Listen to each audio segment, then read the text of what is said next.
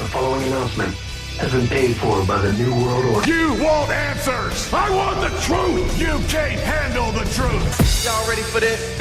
And now, coming to you live from MainEventMadness.com and brought to you by Spreaker, it's Main Event Madness. Our wrestling, your sports, simply madness. And on that note, here's your hosts, Al Merriman and John Curry.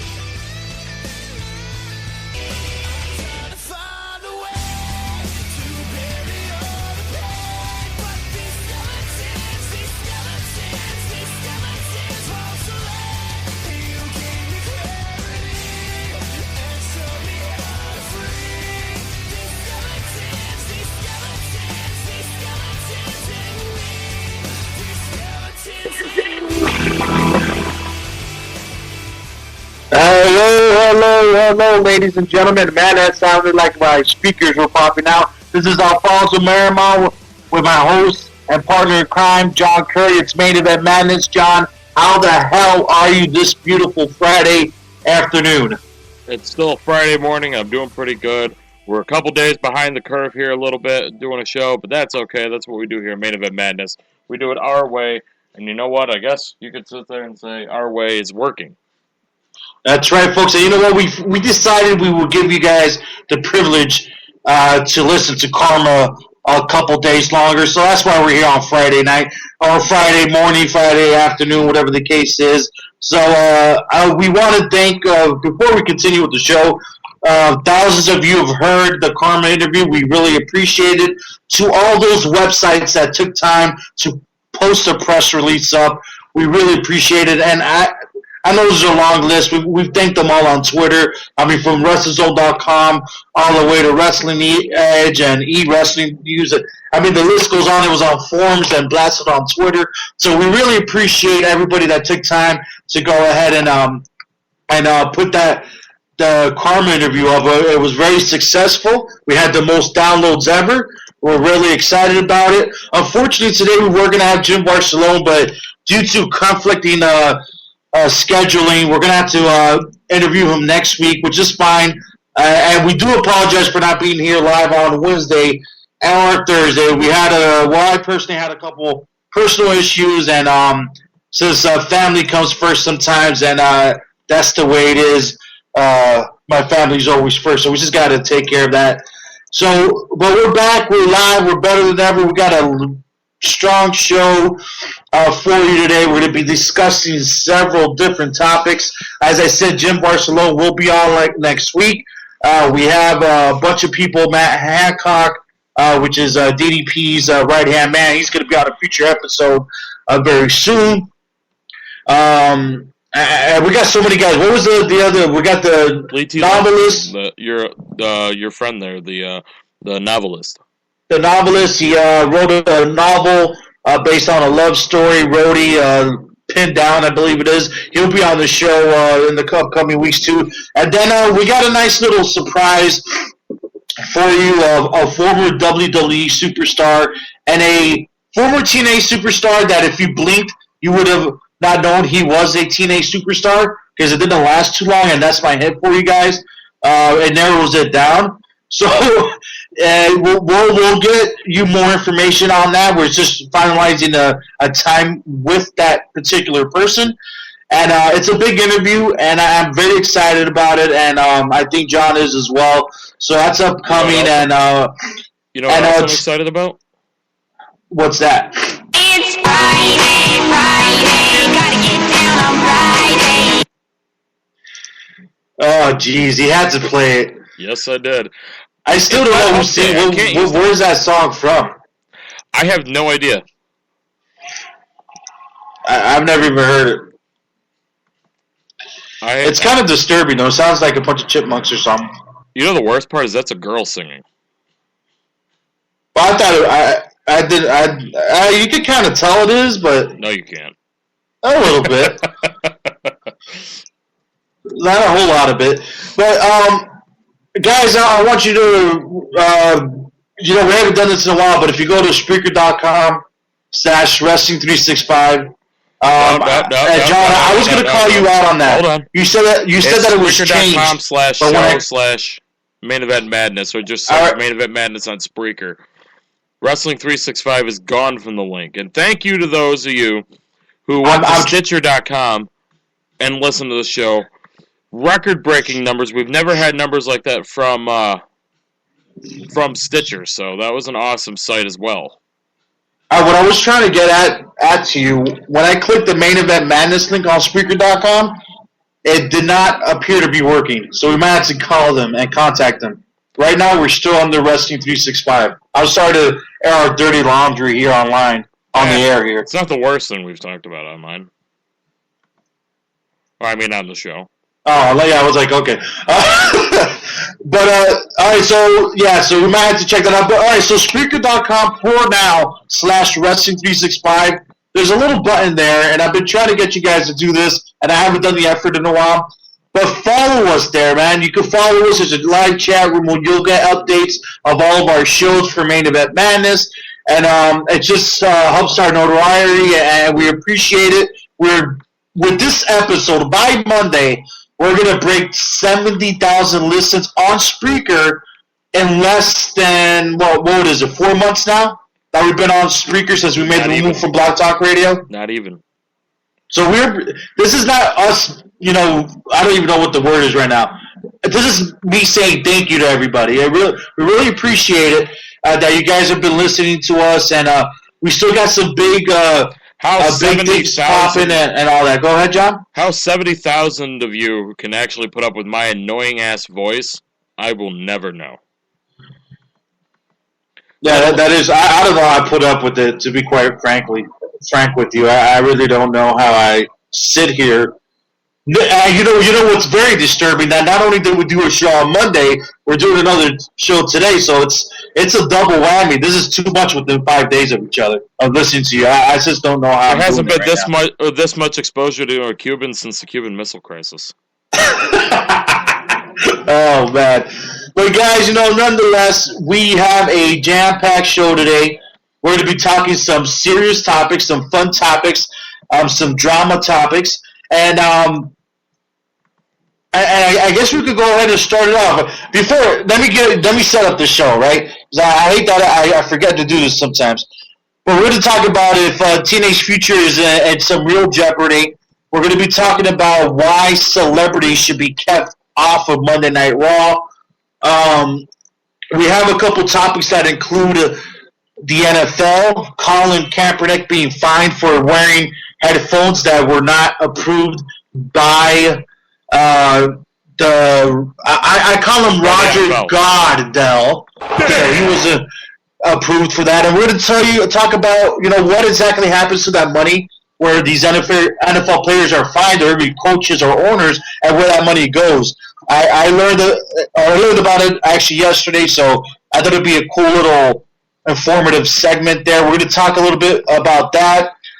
Chris Jericho had a very interesting interview, and the interview states it's only one part of the interview, but I wanted to break it down about the way Bray Wyatt is being used. I had a few very telling things on that subject matter, so I think that'd be a great point of emphasis. And we're going to give a shout out to Ring of Honor today. Dean Ambrose, we're going to take a quick look into his future. According to early reports, he's looking like one of the top guys, and we got a lot more to go. So let's get right into it, John. I wanted to talk about,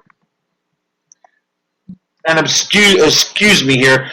Wayne Daly reported not only on Wrestling-News.net but also on WrestlingNewsReport.com about TNA Wrestling's current state and their TV negotiations. I think a lot of my Spanish is coming out today, by the way, John. But in an update to TNA's Wrestling TV negotiations, according to a report from the Wrestling Observer newsletter, it seems as though different networks are a little bit leery of actually signing TNA and TNA Impact Wrestling to a television deal. And when I was reading that, I was like, well, man, they get a little over 1 million to 1.5 million viewers per week. Why wouldn't they be? So I continued reading the story. Then I'm like, oh, right. You could break it down and see why these people. Executives are kind of worried and have a strange feeling about signing a company like Impact Wrestling or TNA for that matter, and it's very easy. Even though the ratings are strong, because they are strong for a wrestling show. Besides, if it's not WWE, they're doing pretty damn good, averaging 1 million views. I mean, if I had a TV network and I wanted to start building a brand new TV channel, I wouldn't mind signing the likes of TNA Wrestling, right? You're going to get an automatic 1 million viewers, yes, pretty much. If not 800,000, then it'll build off of that. Yes, you would. I'm sorry? Well, you'd mind about signing TNA. I wouldn't want that cancer of ours. Well, that's the thing is that, people are starting to sit there and question why Spike TV, which is a man's channel, if you think about it. I mean, they're always putting action movies. They got Bellator on there, and they've always been that type of channel. It's actually a perfect home for a wrestling show if you think about it. And the problem is that they're starting to question why Spike TV wouldn't want TNA Wrestling there anymore. So what they're saying is that maybe Spike TV has dealt with it for so long, and they feel like TNA Wrestling is not going to go beyond where they are right now. If anything, they're going to regress even more. Noting that they're not running the company properly, and they don't see that this company is going to grow into the future just because of the way the company is run. And that would make you worry, because if you bring in a show, it's all about the ratings and numbers. It's great that you're sustaining 1 million viewers, but you want to see growth. Just like John and I, when we started Blog Talk Radio, we would barely break 100 listens. Maybe 200 listens. Now we're breaking average over 5,000 per show, which is awesome. And it's always looking forward to growing. John and I are always wanting to grow. We're constantly emailing. Well, John's doing a lot of the emailing, making contacts and trying to get interviews. And we have other stuff that we don't like to talk about because once it happens, you'll see what we're talking about. We're in meetings and stuff like that, trying to make our company, our show grow. So if I'm, let's say, WGN, and I see this company, TNA Impact Wrestling, okay, they've sustained 1 million viewers, but they've done that for the past 5 years, and they haven't really grown. If anything, they've lost a lot. They've lost all these top-name stars. They've lost all these people. There's reports coming out that talent's not being paid on time, and even the production crew. There's reports of half of the office is gone now. Higher-ups are leaving. So, I mean, what are your thoughts? Anyway. Go ahead. Even more of the bigger stars are going to be leaving the next few months anyway. There were reports coming out. Samoa Joe, his contract's coming up in the next few months, and Gail Kim's going to be retiring when her contract comes up in 2015. So that's two big hits, two mainstays and staples in TNA history, and Gail Kim's going to be a little bit easier to cover for. They were able to when she left. That's when really Angelina Love really stepped her game up, and they got Havoc there now, and Jessica Havoc's going to be doing a fantastic job. There's no doubt going to be a void where Gail Kim was, but I mean, at the end of the day, the show's got to move on. Samoa Joe, on the other hand, is going to be a very big loss for the company, I feel of those two, I think Samoa Joe's loss is going to be just a bit more. But yeah, I mean, of course, definitely, because if you see the women's division in any wrestling company here in the United States, they're not as important to the show, and I hate to say that because they bust their ass as much as the guys do, if not more, because they want to look good in the ring, and I respect that. Gail Kim is, I say, one of the top 5 women wrestlers, if not top 2. I can't even think about who's another. My top 2 are probably like Charlotte and Gail Kim. I think they're the best female wrestlers right now. You got to have AJ and Paige in there. And I'm sorry. Top 4, I'll round it off with AJ and Paige. If we're talking the biggest wrestling companies in America, then unquestioned, Paige and AJ are in the top 5. They are. And They're if the you're not top going to five. include them in there, that's just being You could bring them out and change them. They could almost be a tie if you want to put it that way. I could put Charlotte, Lee, Paige, and Gail Kim as a 4-way tie. I think they're some of the top girls. When it comes to Gail Kim, I'll give her a little bit more edge. When it comes to Paige, just because Paige is a little bit rawer and she's still developing into a better. Paige has been wrestling for 10 years now. I understand that, but I think she's still rough around the edges. You just don't like Paige. There's something about it that I think that she could be better. I think that she still has work, and I don't think she's hit her prime, and I don't think that's a bad thing. I'm not saying she's horrible. I'm just saying that she's not great, and she has the potential to be great. Yeah, I don't think that's a bad thing per se. You just don't like Paige. You've never liked her, and you guys can listen to all of our shows, and you can go back in time for when Paige debuted back in April. 6 months she's been on the roster. 6 months Al has not liked her. No, I can't argue that fact one way or the other. I'll admit, there's something about her I don't like, and I'm giving her the benefit of the doubt. I went from not liking her to now I'm giving her the benefit of the doubt. Maybe in another 6 months I'll say, okay, she's got my respect or whatever you want to say. Not respect because I mean nothing to anybody, but I'm just saying. But I mean, AJ Lee has come a long way. She's learning. You know, she's got the pipe. I mean, AJ Lee she's come a really long way. And you're seeing, you know, I don't want to get too Mark-like, but I mean, you're seeing some of these girls that are with the guys in the company are benefiting from that. You know, AJ Lee, her promo skills since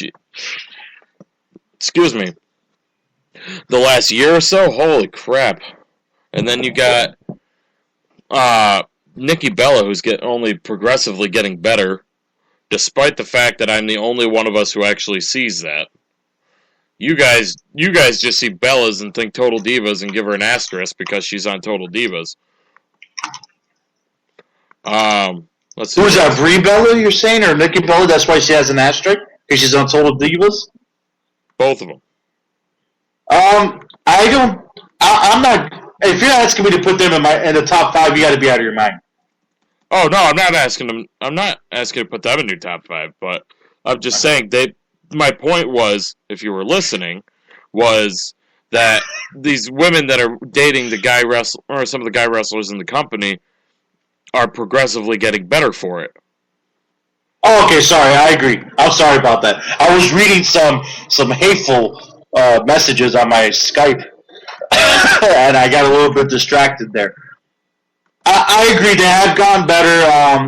You know, and it is what it is, right? They're getting better. They're always talking about somebody and I agree really with those flies under the radar. That they're getting better. What? I said, you know a woman wrestler in WWE that really flies under the radar and does not get half the credit that she deserves? There's two of them.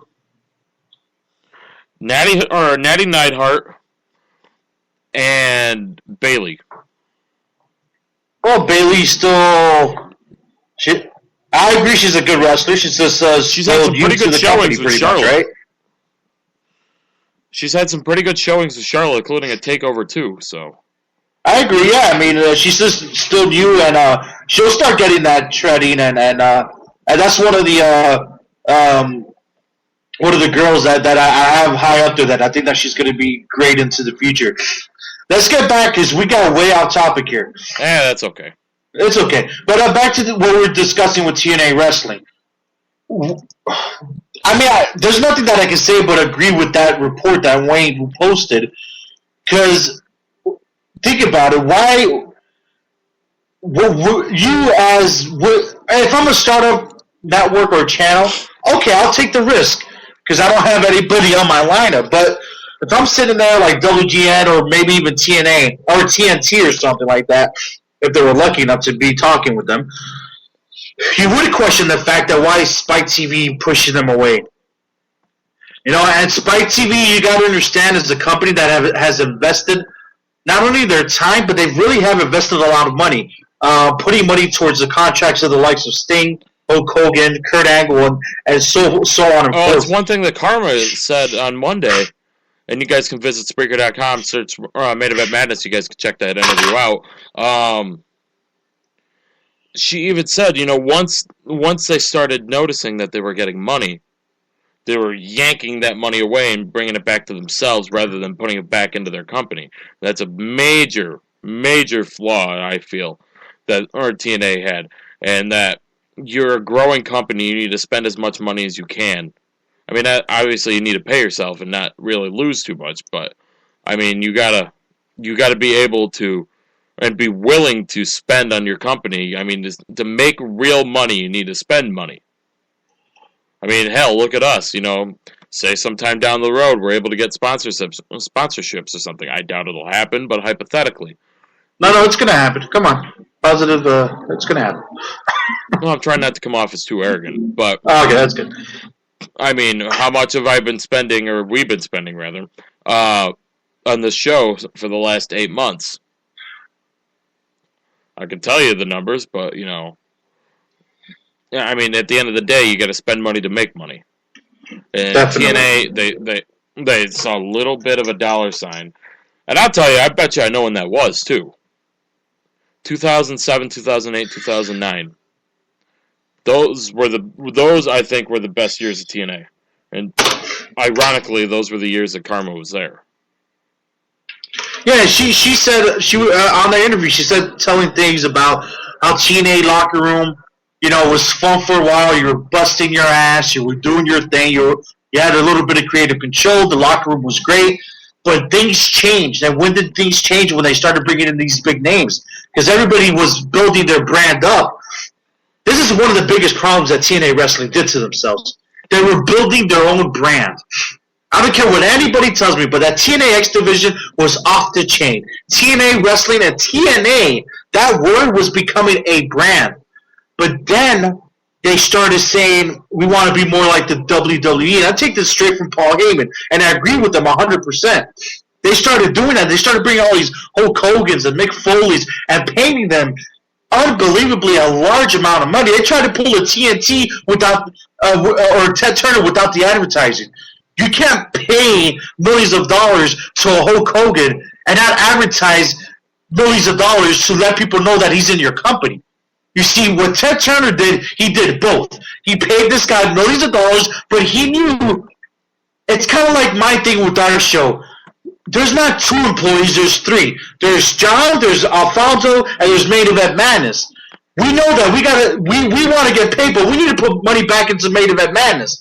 If I get an interview with Hulk Hogan, or he's working for me on this show, I'm not only going to hire him for my show, but I know I'm going to say, here's $50,000 for Hulk Hogan. I got $75,000 to advertise across the United States so all of his fans know that he's on my show. And then that's where you start making money.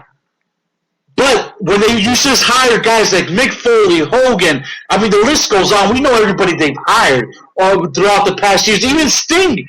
Look at Sting's reaction now and the buzz he's getting from the WWE, and he hasn't even shown up in a WWE ring. Mm-hmm. And they spent millions of dollars there. They didn't realize that you should have saved $10, $20 million just to do the actual advertising and getting the word out there. For a guy like Kevin Nash, that was helping bring in 8.2s, 9s, and 7.9 ratings for Nitro, and he would go to airports, and RVD would go to airports, and people would say, "Man, what are you doing? You retired from wrestling?" Nah, man, I'm on Spike TV, TNA, what? That's what the fans are asking. What the hell's TNA Wrestling? Although Spike did their part, there was a miscue in management somewhere. Yeah, you could bring in the names, but bringing in the names doesn't mean nothing. It's kind of like that Bill Behrens effect, right? When we had Bill Behrens 2 weeks ago. It's the same concept. Bill Behrens says you could fill up a show with 20 C plus, I'm using C as the grade level, right? C-rated wrestlers. And when I say CB listed, so I'm saying the New Age Outlaws, I'm saying the Patriot, I'm saying D'Lo Brown, I'm saying guys like that, the guys from the Headbangers, stuff like that. You can have a show locked in with all these guys, but if you don't spend the proper right amount of money advertising, you're going to end up closing your doors. And that's what happened to one of the independent wrestling companies down here. So it's kind of the same effect. I think that's one of the biggest downfalls of TNA, that they spent so much money because they were so worried about it getting the Hulk Hogan's and the Eric Bischoffs. They ended up screwing themselves because they didn't think about the other half. Yeah, they wanted to bring in those names, but you know what they forgot about, John? They forgot about their brand. They wanted to keep up with the Joneses before they even knew who the Joneses were. Exactly, yeah.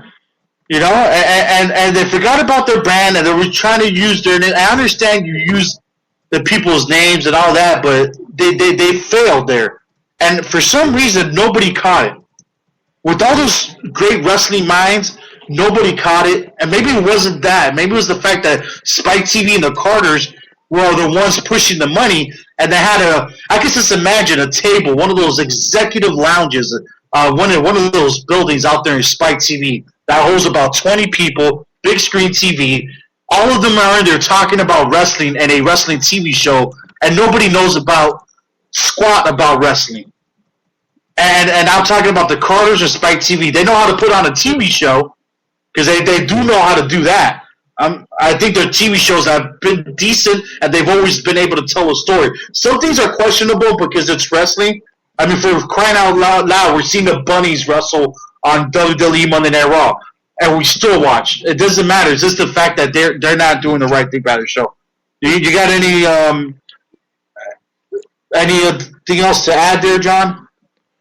I mean, I just feel like that TNA had a very raw potential back 6, 7, 8 years ago, and they squandered it. Because, I mean, had they stopped at Hulk Hogan and bringing Hulk Hogan in and let Hogan try to share his ideas, great.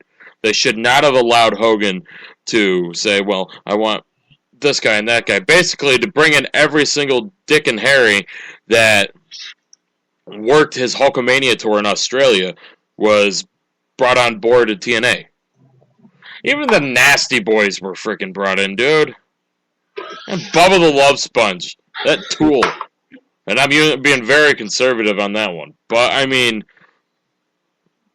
Ric Flair came out of retirement, and he was wrestling for TNA Wrestling. That's a spit in the face of Shawn Michaels and a spit in the face of Vince McMahon. I'm sorry. Oh, it definitely was. But I'm saying, you know, they spent money on these guys, and they just did not remember about selling their product. You could bring in the guys, but if you don't sell your product the right way, you bring in Bubba the Love Sponge because he's a local area Tampa Bay radio broadcaster that's a little bit controversial, and it turns out he's a straight up son of a bit, you know, because he said some crazy stuff, especially to our guest Karma, and he does say stuff that, well, I think it ultimately, you know, it ruined his friendship with Hulk Hogan for the things that he's done. Listen, he's ruined his relationship with a lot of people, especially like satellite radio and stuff like that. Yeah, you know, he's a great SOB, but that's how desperate they were. They try to use that as free publicity, in a sense, where they brought in Bubba the Love Sponge and they were working off each other. But that's not. It's just they failed, man. They did not do a good job. You know, and they even attempted to go to Monday nights and start up the wars. You know what? That, if it was done better, would have been good. Because you guys listen to me week in and week out how much I bashed TNA. That night, I was the most excited wrestling fan out there that night. Oh, yeah, me too, man. That was awesome. I was watching more TNA than WWE that night. I was excited to see what was going to happen. I think wasn't that when Jeff Hardy returned and everything? I think Jeff Hardy returned back to TNA Wrestling in those Monday nights. That it was a big deal and it was happening live and all that. There was a lot of returns and debuts during that period of time. I remember it being exciting. And I just remember, and you know what I hate about this is that, you know what, John, you weren't there. And me, I wasn't there either, myself. So we talk about this as people looking from the outside in. But from the outside, I wish we were on the inside and be able to talk about this more accurately. But just seeing it, you can tell there's a lot of failures. From hearing there's stories from people like Karma, people like Bill Behrens, where he talks about the deal they offered AJ Styles. If you don't know who Bill Behrens is, we had him on a couple weeks ago. He's the booker, and he does everything for AJ Styles. He does everything for Christopher Daniels. He's one of the most respected guys in the business. He's been doing it for a long time. So they talked about, we put all these facts together, and you can just see TNA equaled failure. And it got worse when Jeff Jarrett left, I feel. It came across, I'm sorry.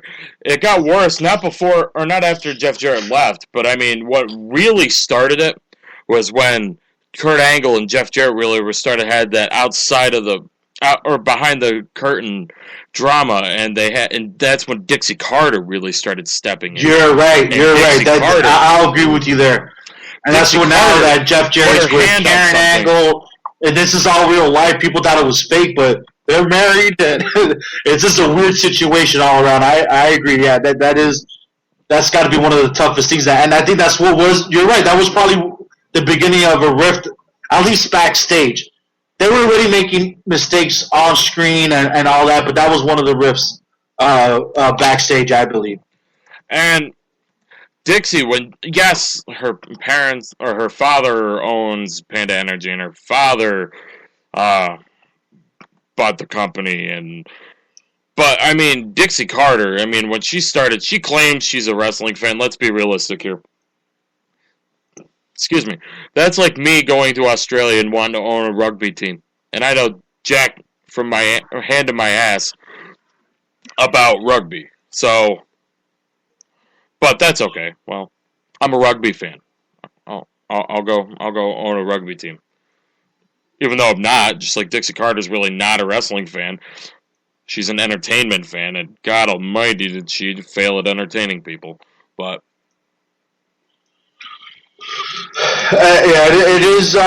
We're not going to know what's going to happen. Going into the future, it does seem very like not so good. I mean, this report, I agree with it. It would make me worried about investing into a company that hasn't grown, and not only that, all these changes that happened in the last 6 months to a year could have been at a more worse time for a company looking for a new TV deal.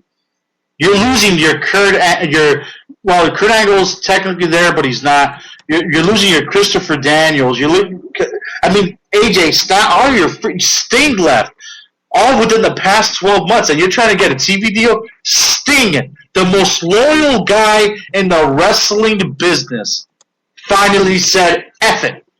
And this man doesn't curse. He said, you know what, screw this. I'm done. I'm going to WWE. He gave up on him. And he was loyal to a team, man. He tried every year. He tried it. And he finally said, screw it. He said, that's it. He gave that company 10 years of his life. And it stinks because Sting had the idea of TNA becoming, and he said it at the WWE 2K15 Comic-Con. I forgot which one it was. But he said, I was over there thinking that it was going to be like a WCW. It was for a while. Energy was great, but things just changed. He said, I'm paraphrasing there, but he said something to that matter. So they've had a difficult year, and this is the time either they're going to make it, John, or they're going to break it. And I don't know what's going to happen. I don't know what's going to happen with them. And we'll see going into the future, right? I mean, the fact that you had a guy like AJ Styles, a guy who was treated as almost as a god of TNA. He was viewed, people would look at him as the John Cena of TNA, as the Stone Cold Steve Austin of the Attitude Era to TNA.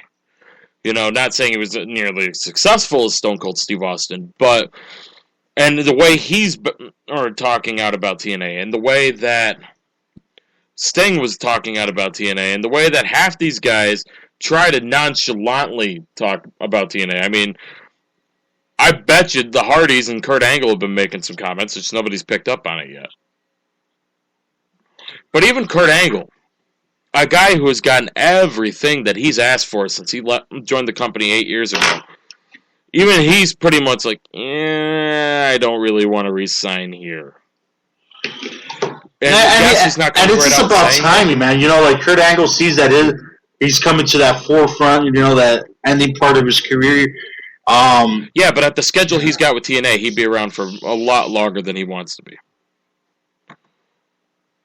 Yeah, you know, and I go back to what Edge said. You know, the doctors with WWE technically saved his life, and I think it's going to do the same with Hulk Hogan and with guys like that are older that think they can wrestle. And it's, you know, in this case, I feel like we talked about it in our whole show, Wrestling 365.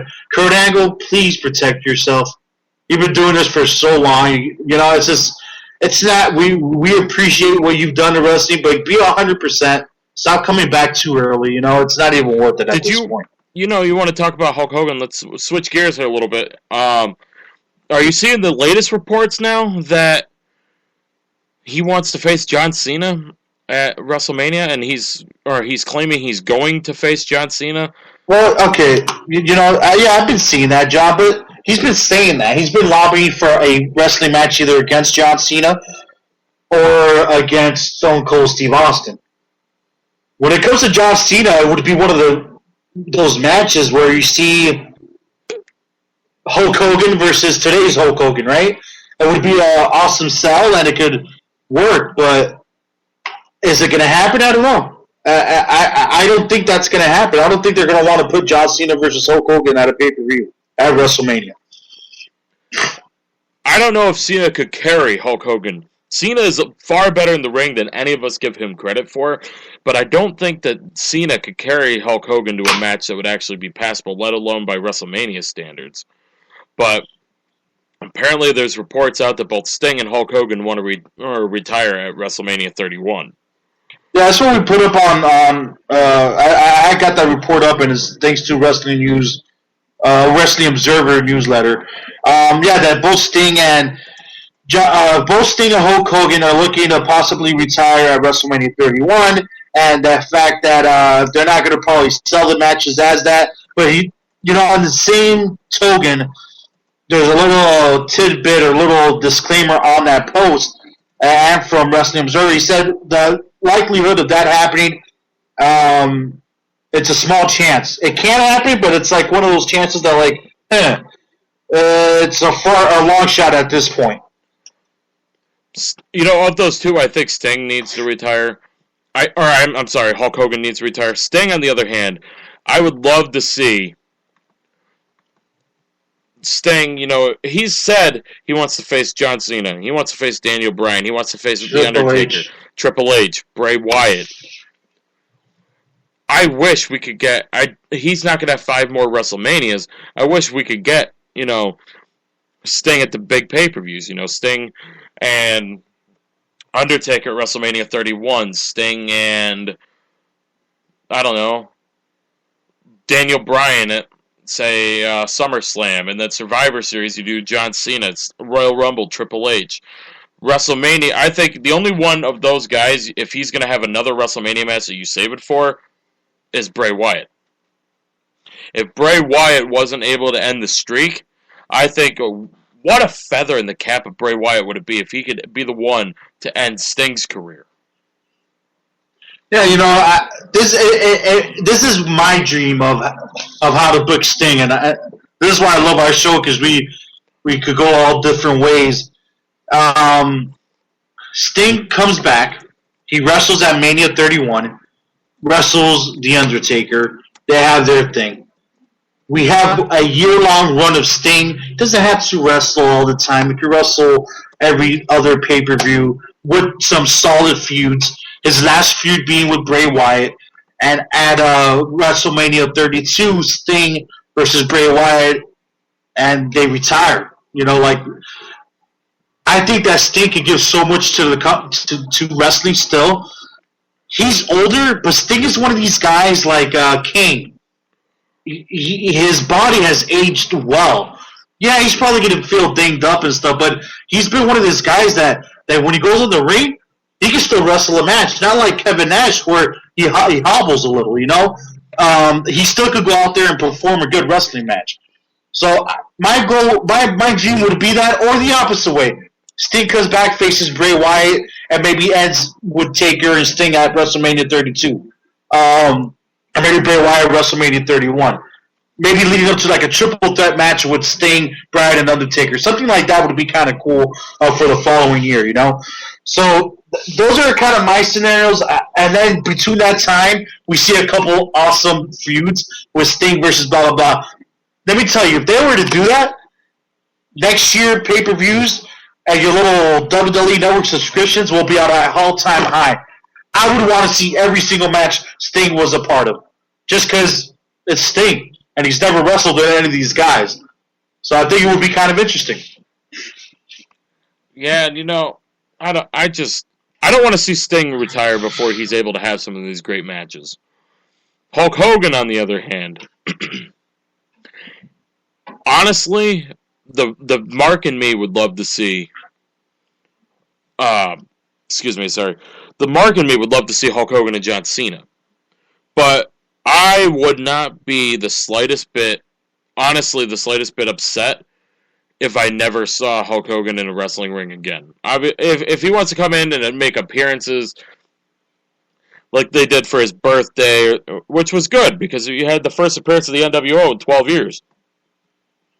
Or if you want him to come in and announce the Susan G. Komen thing, you know, little things like that, that's fine. Or at WrestleMania when he had the thing with Rock and Austin. That's fine. But as far as him competing in a ring, I mean, unless he wants to have the old attitude that Jake Roberts used to have and he wants to die in the ring, then, I mean, go for it. I don't think Vince wants that liability, but, you know, I mean, these guys need to understand they're in their 60s. Him and Flair. Flair's finally getting it. I don't know. I don't know when Flair finally got it. I don't know if it was just coming back to WWE and Triple H probably telling him you suck. But these guys are in their 60s. They should not be wrestling. You could even make that argument for The Undertaker and for Sting. But, I mean, at least The Undertaker, until he got almost killed by Brock Lesnar. What? At least The Undertaker, until recently, has been able to go in the ring pretty damn good and have damn near Match of the Year candidates every year. And Sting was moving around fairly well in TNA. I wouldn't say he was moving around great, but I don't see how he wasn't moving. I think he looks great in the ring. I'm sorry. Who, Sting? Yeah, he's not 22 years old anymore. But when I saw his last match against EC3, he can still wrestle a match. He can still do that. I don't see him. I don't know. I can see him wrestling matches. I can see him have a good 10 more matches in him. I easily 20 matches. I can see this man still wrestle. Not night in and night out. What's great about TNA wrestling is that it was one night, and you would cut promos for 3 of the tapings and wrestle one match or whatever the case is. So he's technically wrestling 1, twice, maybe 3 times a month. If you can stick to once a month with WWE, I don't see why you can't wrestle the entire year on each pay-per-view. These companies, though, really need to realize that taped shows are a very, very, very dated concept. And far past the amount of time they should be. Yes, are they financially helpful? Yes, they are. But how many today's age? Yeah. Huh? With today's age, exactly. How many of these people are tuning out of TNA and SmackDown? Not NXT. NXT's flourishing, but SmackDown and Impact and Main Event and Superstars and all these shows, and I don't want to say really Ring of Honor, but Ring of Honor's kind of in that conversation as well, hence them, like, up here in a lot of places having a graveyard shift for a time slot. How many of these people aren't tuning in because the spoilers are right there and be like, well, I don't really know if I want to tune into that. Or, I mean, versus you could put a little bit more effort into it, make it a live show, and more people don't know what they're going to expect, don't know what they're going to see, so they tune in based out of the curiosity. Well, let me tell you this. Sticking to your point, I was talking to my brother-in-law, and this guy's a huge fan of everything, sport, everything, and he loves South Park. And South Park has been going on for a long time as a cartoon, which is absolutely sickening, hilariously funny, and sickening once over, twice over again. Yeah, thinking about that, this is South Park's 18th year. And you know what South Park does on their new episodes? What? They create those shows a week before. Within, not even a week. I've heard even within days of it airing, they finalize that show. So nobody knows what's going on. Like if a cartoon is doing it, for the love of God, there's a reason for it. Because they would do the whole season, and first of all, they wouldn't have relevant stuff like they do now. Because they have relevant stuff like the Ebola. What's this damn disease called? Ebola. My Spanish is killing me. Man, you got these ones who are doing about Ebola and over here. Then the Washington Redskins. But I'm saying they have relevant stuff on their show. You know what? Wrestling should take a hint from South Park. We need to find out if these guys are wrestling fans. I'm sorry? So we need to find out if these guys are wrestling fans. Who's these guys? Oh, the South Park guys? Yeah, Matt and Trey. All right. I don't know if they are. I know they had wrestling stuff on their show. They probably are. We need to find that out. But I mean, I didn't see the one with Ebola, but I saw bits and pieces of the one about the Washington Redskins that they did a few weeks ago. Oh, that was a few weeks ago. I heard about that. That was the funniest thing I've seen South Park do in 10 years. I still can't believe they're still on. It's unbelievable. Huh? I still can't believe that show is still on. It's crazy to me that they're still that on. Episode, though. I was a teenager watching that. I used to have the Kenny dolls and the Cartman, the little ones that are like 2 feet big. That got really popular back in the day. I used to have all the dolls. So, yeah, I was really into South Park. When I had my old wrestling site, popwrestling.com, I used to have a guy that would make me the little guys that looked like DDP, Hulk Hogan, Scott Hall, but as South Park characters. These are going to our primitive years here, guys. Back when another show was actually in its glory years. No, it was before that.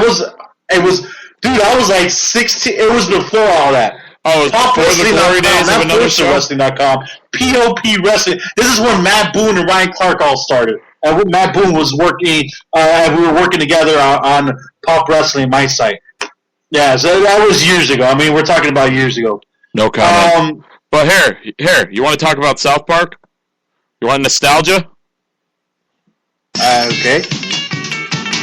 I'm going down south, I'm gonna have myself a time. Friendly faces everywhere, humble folks without temptation. Going down south, I'm gonna leave my woes behind.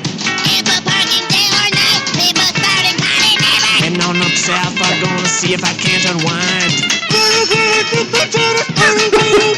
So come on down south, I can meet some friends of mine. The fact that that's the same for 18 years and it's awesome 18 years later. That is funny. That is awesome right there. All right, so let's move on. Going from awesome to not so awesome, and I wanted to talk to you about this topic, and it's very dear to me. Very, very dear to me. And this could be a wide range of topics here, folks. Brace yourselves. This could be going from quesadillas to passionate person. This could go from quesadillas to football. You can ask my wife. I am a very passionate person. Hence why I'm having another kid in a couple months here. That's why I'm saying. Anyways, this topic could stretch from quesadillas to basketball. Brace yourselves here, folks. I'm scared right with you. Some burritos, lechon asado. All right, guys. So this is what I wanted to talk about. This is the reason why WWE should stop bringing celebrities to Monday Night Raw. I don't know if you have the audio queued up. I don't even know if we should put it up there. I probably should have told you that before.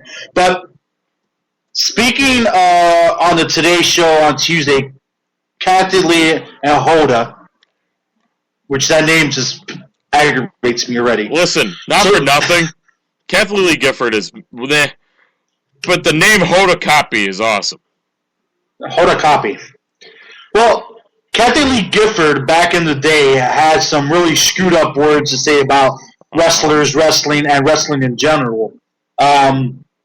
Just stuff on when she was on live with Reaches and Kathleen Lee, whatever the case is, which was kind of true, talking about how they're sleazeballs and how the wrestling was being 20 years is back a in big the difference, day. though, for something like that. I'm sorry? I said 20 years is a big difference for something like that. Well, she had her reservations about going on the show. She didn't want to go on the show. Only reason she went on the show was because Hoda wanted to, and she said that it didn't smell right after they were recapping their segment with Adam Rose. She didn't want to do the show. We didn't want her to do the show. Then Hoda noted that they had to write the skit on WWE Raw, and that no one knew that that nobody knew what they were doing, but that it was very exhilarating and fun, and talked about meeting Vince McMahon backstage. Kathleen Lee ended up saying that talked about the atmosphere backstage in the company and how sweet the Gentle Giants were, to which Hoda noted that they never felt so petite in their lives. And that the robes they wore on the show will be auctioned off with proceeds going to the Susan G. Komen. Whatever, that's like 3% to them. Okay, so here's my thing. They go on Monday Night Raw, and thank God for The Rock for saving the crappiest episode of Monday Night Raw I think I've ever seen in my life. I wouldn't go that far. It's up there. No. And it would have stayed up there if The Rock never showed up. Because that was crap. Crappiest episodes of Raw in recent memory were definitely last year, when for 2 months straight you had the same ending, the same beginning of Raw, week in, week out, week in, week out. Daniel Bryan come out. The Authority come out. Daniel Bryan gets screwed. Main event. Daniel Bryan versus Randy Orton or versus Kane. Daniel Bryan gets laid out by Randy Orton and the Authority. Don't miss next week when we do the exact same thing. Again. This is just one of the things. During WWE SmackDown's 15th birthday, happy birthday edition, or whatever the show is tonight, there was a press release saying, can you hear me, John? I'm sorry. Yes. Okay, sorry. There's a press release hyping up The Rock backstage segment with Triple H and Stephanie McMahon. It's not a spoiler anymore, so I can talk about it. And then there's a list of celebrities that are going to be on the show. I mean, the list is very big. And the celebrities, obviously, after reading the spoilers, I know they're not going to be live in the middle of the ring. So they filmed little vignettes featuring the likes of Pittsburgh Steelers quarterback Beth Roethlisberger, comedian Cedric the Entertainer, rapper and pothead Snoop Dogg, William Shatner, and a bunch of other guys. So, that being said, I think that's an awesome way to have celebrities on your show. I don't want to see Kathleen Lee and Hoda Capote, whatever the hell her name is, in the ring selling the bottle of wine, which I wanted to knock over her head with, falling flat, doing a crappy segment with Adam Rose and the Rosebuds. I'm so sick of this crap they're putting on TV. I'm sick of celebrities ruining Monday Night Raw. I hate it. I don't think it should be done anymore. If they want to sell something, film a damn commercial backstage and air it on television. I don't mind you do that. I'll cut the cost of them having to fly to you. Just go to today's studio. You were there on Monday morning selling the show with John Cena. Do a little video vignette there. Keep them away from the damn arenas. But no, next week we get this Nikki, whatever the hell her name is, from Hot Atlanta, whatever the reality show is, and then we get this other guy that you can't tell whether he's a flamboyant, happy, or I'm not even going to use the other word, gay. I guess you want to say that. I don't understand. These guys have nothing to do with wrestling, yet they put them in these stupid segments, and it always falls flat, and it always has me scratching my head, and it's just ridiculous. I'm so sick of watching celebrities on Monday Night Raw segments in the middle of the ring. Enough is enough. Hilarious. What? The the bitch from Atlanta, I could do without, but Todd Cressley's hilarious. That's going to be absolutely hysterical when they put him on there. I can't take it. If I want to watch Saturday Night Live, I'll tune in on NBC on Saturday nights. I don't have to see these celebrities that don't give a damn about wrestling trying to sell their products on the show. A bottle of wine? Seriously? Seriously. I'm just done with it. I can't take it. And then they get on the microphone. They don't know what the hell they're doing. It's the first time they've ever been in front of not only a live crowd, but doing live TV with 20,000 people. They're taking a crap in their pants. They forget their lines. It's just. I hate how it falls so flat. I hate it. The Today Show does quite a bit of live stuff. Actually, I got to stick up for them on that one. No, I'm saying the combination of both. I'm saying a live show with 18,000 crazy live fans, all mixed together, coming down the ramp with music hitting, pyro going. You got to jump off the ring. You're sitting in the. It's all crazy. It's just ridiculous. Ridiculous. I'm just sick. John, you would prefer to see these celebrities in every week? That's what you like? No. It depends on who it is. It depends on who it is. If it's something like Kathy Lee Gifford and Hoda Kotb, no, I don't want to see that. But it just... Certain celebrities I wouldn't mind seeing. Hugh Jackman always has a good show when he's on there.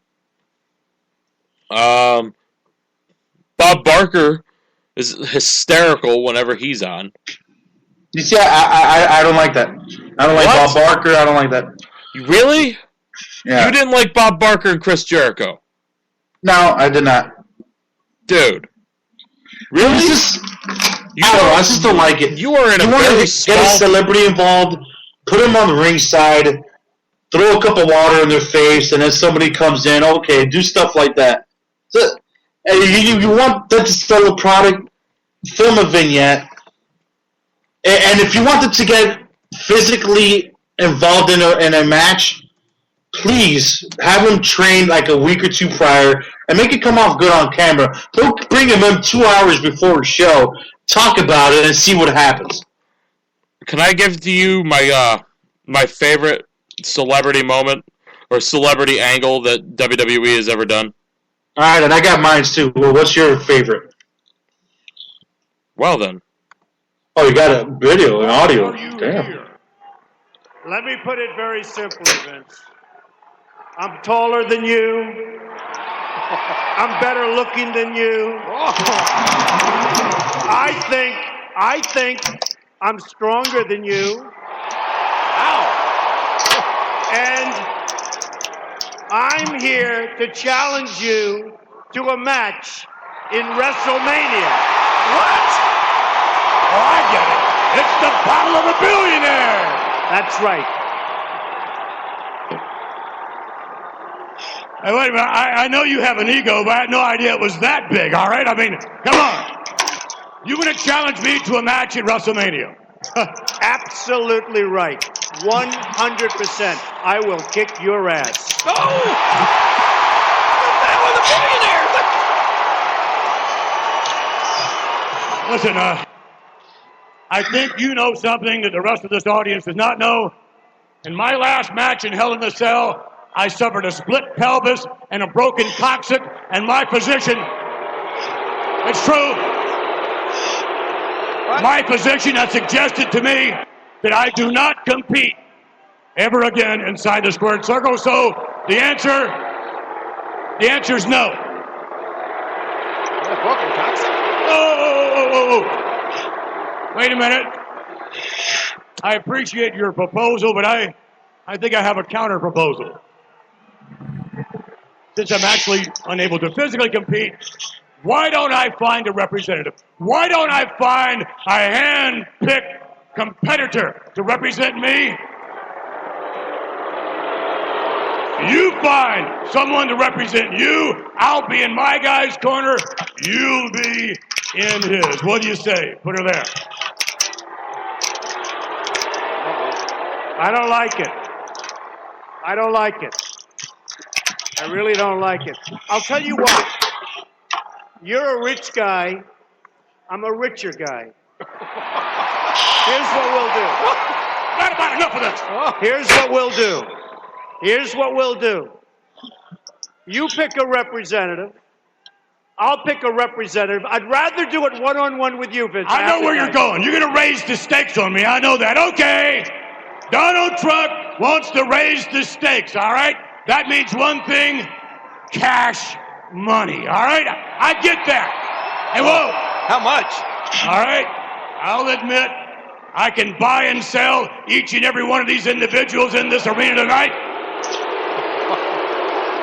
I admit you have more money than me. Go ahead.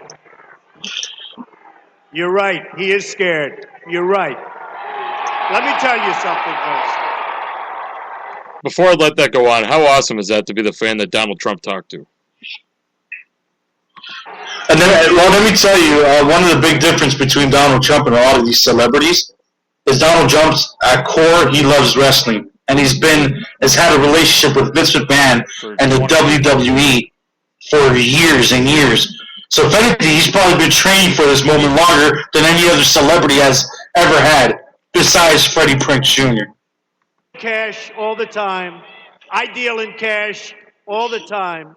It comes a time where that gets a little boring. I have another idea. You pick a representative. I'll pick a representative. If you lose, I get to shave your head. No! Shave his head! What? If I lose, you get to shave my head. Now. What? Now. It's not going to happen, though. I damn well better win. But let me just go somewhere. I've heard for a long time that that's not your hair. There it is. He paid for it. You've heard for a long time that this isn't my hair. You see it? Look, check it. You've heard it. Today I had a story in a big newspaper saying I was the greatest, Vince. But you know what? They said I wore a hairpiece. I don't wear a hairpiece. Someday maybe, but not now. So Vince, our deal. You lose, you get your head shaved at WrestleMania. I lose, I get my head shaved at WrestleMania. Oh my gosh. So you put on a match.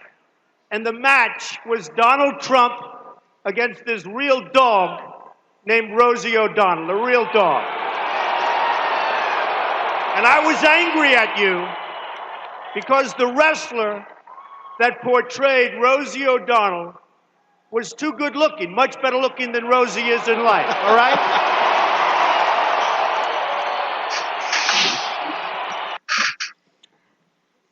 That's honestly, to me, the best celebrity moment, and I think I got Al's here, if I'm not mistaken.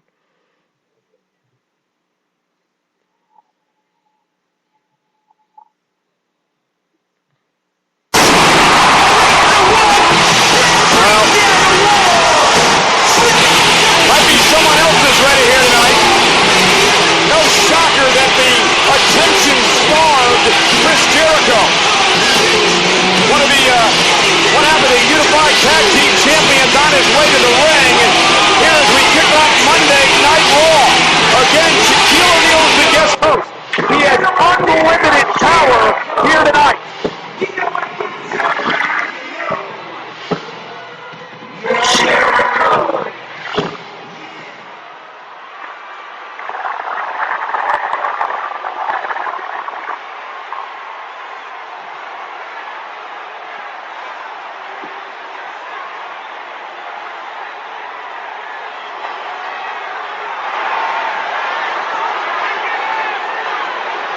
When I heard that the most dominant player in NBA history was guest hosting Raw, I automatically assumed it was Kobe Bryant.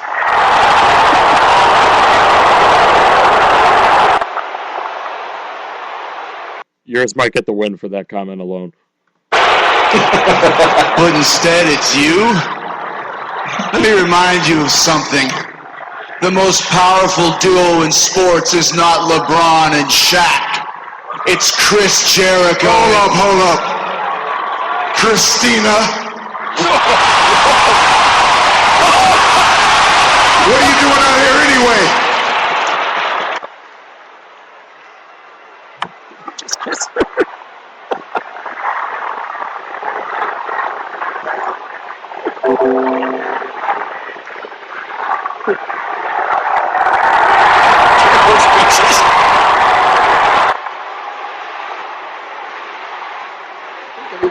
It's Chris, not Christina. Don't kiss him again, Shaq.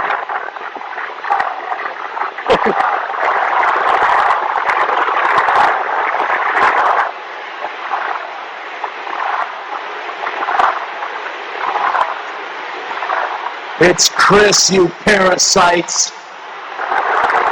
No, I came out here tonight because once again I've been disrespected by the guest host of Raw. Yeah, I am the biggest star in the WWE. I am the best in the world at what I do. And I demand to be consulted with and catered to and attended to by every member of this company, including guest hosts. So if you continue to ignore that, mock me, and insult me, well, you and I are going to have some problems, Shaq. A problem? What kind of problem?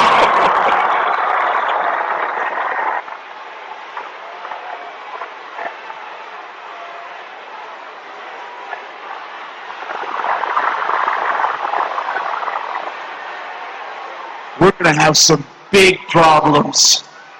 As a matter of fact, I'm through talking to you. You know what I'm going to do to you right now, Shaq? What's that? You want to know what I'm going to do to you? Yeah, you want tell to me. know? What I'm going to do to you is introduce you to my new tag team partner, the largest athlete in the world.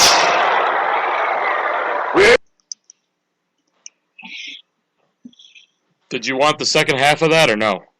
No, it's good. I mean, just to give everyone a glimpse into some good celebrities that were on. It's just they're not all that great. I feel as the celebrities that should be on are those that are fans or Shaq. He's been a fan for a really long time. People that follow the product and understand the product. Not these people that have no idea about the product. They're just there to sell, literally just sell a bottle of wine or a television show and come on the show and kind of disrespect the wrestling fans and kind of the locker room. Kathy Lee's talking all this crap before that she didn't want to go, ended up working out. But I hate to hear that, especially when they're a fan. And it's what's the guy's name? It's like the head star from.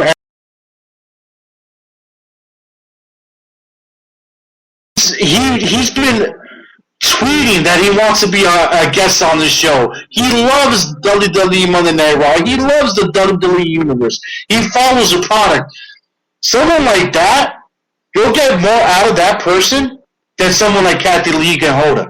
And then whatever this Nikki, whatever her name is, from the Atlanta Housewives of I Don't Care. Because they don't care about the wrestling, but there's certain celebrities out there that, like Shaq and Donald Trump, that will put out something special, but I'm just tired of seeing these type of celebrities come on the show that you look and you're scratching your head and you're like, this is a waste of my time. It's an insult to wrestling.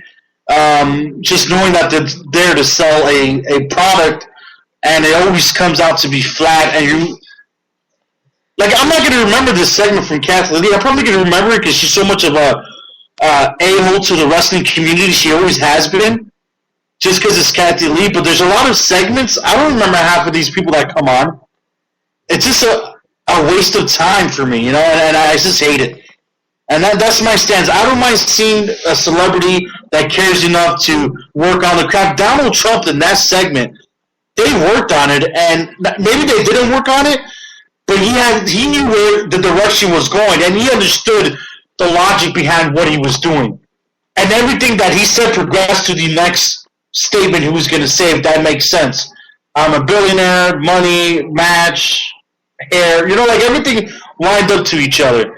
And it sounded like a good promo. But not, it's just one of those things. Let me tell you, I'll say one of the worst guests they had were Joey Logano and Kyle Busch when they had the NASCAR guys 5 years ago. Speaking of Kyle Busch, he's going to do a vignette for SmackDown. Okay, that's cool. See, I remember though. That was pretty bad. The vignettes I like, and I appreciate the vignettes. But this, on the other hand, is taking a crap episode of Raw, which it was, I remember this, and turning it into something great. And that WWE title is Randy. I will not stop. Randy. Don't you get it? You lost, man. No one cares what you have to say.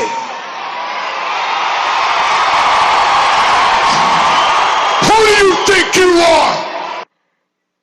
And Al, this is what I was talking about with Randy Orton yesterday, but God, what could have been. Anyway. Come down to this ring! Say it to my face, Kofi! Say it to my face, I dare you! Come on! That is an interesting choice of words, Randy, because I'm already doing that right now.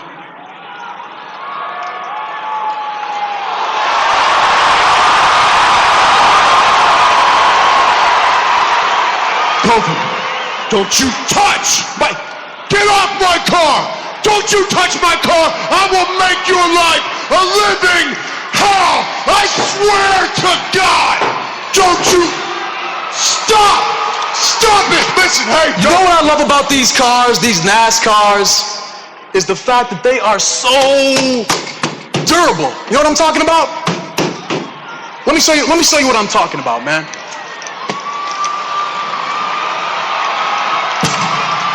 Oh no! Ooh, oh my God! You see what I'm talking about? Not even a scratch. Not even one scratch. I mean, that's got to be like 300 pounds, right? That's pretty big, and ironically enough, it's the things that are so small that can do so much damage. I don't know, something like a key?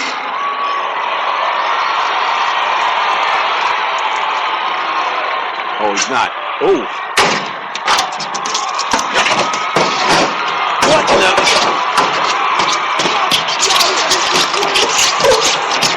You see what I'm talking about, Randy? You see, oh, snap.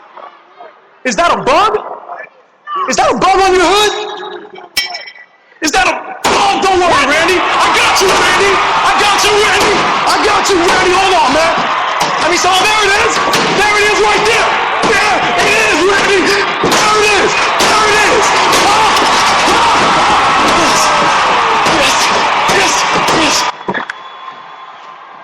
Yes. Oh, man. It looks like I've really screwed up your paint job, man. Let me make it right for you, all right? Let me make it right.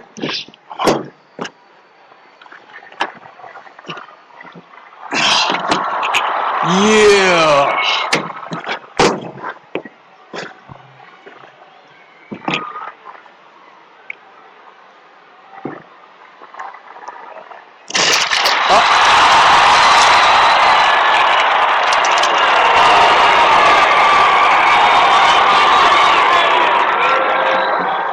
Randy, if you ask me,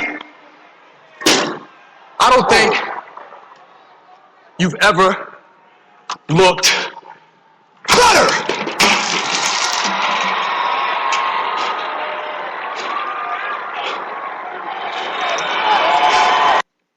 Not for nothing, that was Kofi's breakout moment, and damn it, did they not capitalize on it. Another breakout moment that I was excited about was, speaking of cars being damaged, was a Monday Night Raw episode where it was JBL's limo, and then John Cena teamed up with JTC and Jasper. I felt like they were going to be the next biggest stable, and I marked out for that moment, and nothing happened. They spray painted. I was like, oh my god, this is awesome. Exactly what the WWE needs. Yeah, buddy. They're all fired pretty much, except John Cena. JBL is poopy. It was fun. But all right, guys, on that note, I say celebrities that don't give a damn about wrestling they have no reason to be on or near our wrestling product. All of you guys could go to hell. I'm not going to buy your bottle of wine. I bet you nobody bought your damn bottle of wine. Keep it on your damn Today show. Don't ever show up again. I don't want to see you. And that's my point. If you're a wrestling fan, you've been watching the product, you celebrities that love it, and come over and actually, if you care a little bit about wrestling, I don't mind you coming on the show and trying to do something different. If not, stick to a vignette, Vince McMahon. You guys are ruining your own damn product.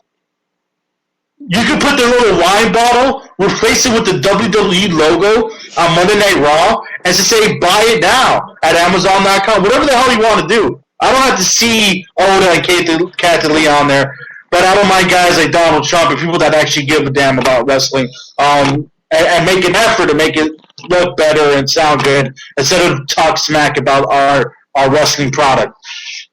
That's my little rant of the week. And speaking of, I don't even know if I could go on. Speaking of rants, I don't know if this is a good segue to this topic, but oh god. Well, you know what? It can stand in the same, category of stupidity, because I think this is stupid. But Colin Kaepernick was fined $10,000. What would I do just for half of those $10,000 right now? Right. For wearing, mind you, he was wearing this for a good freaking cause, wearing pink Beats Audio's headset in honor of the breast cancer awareness month, where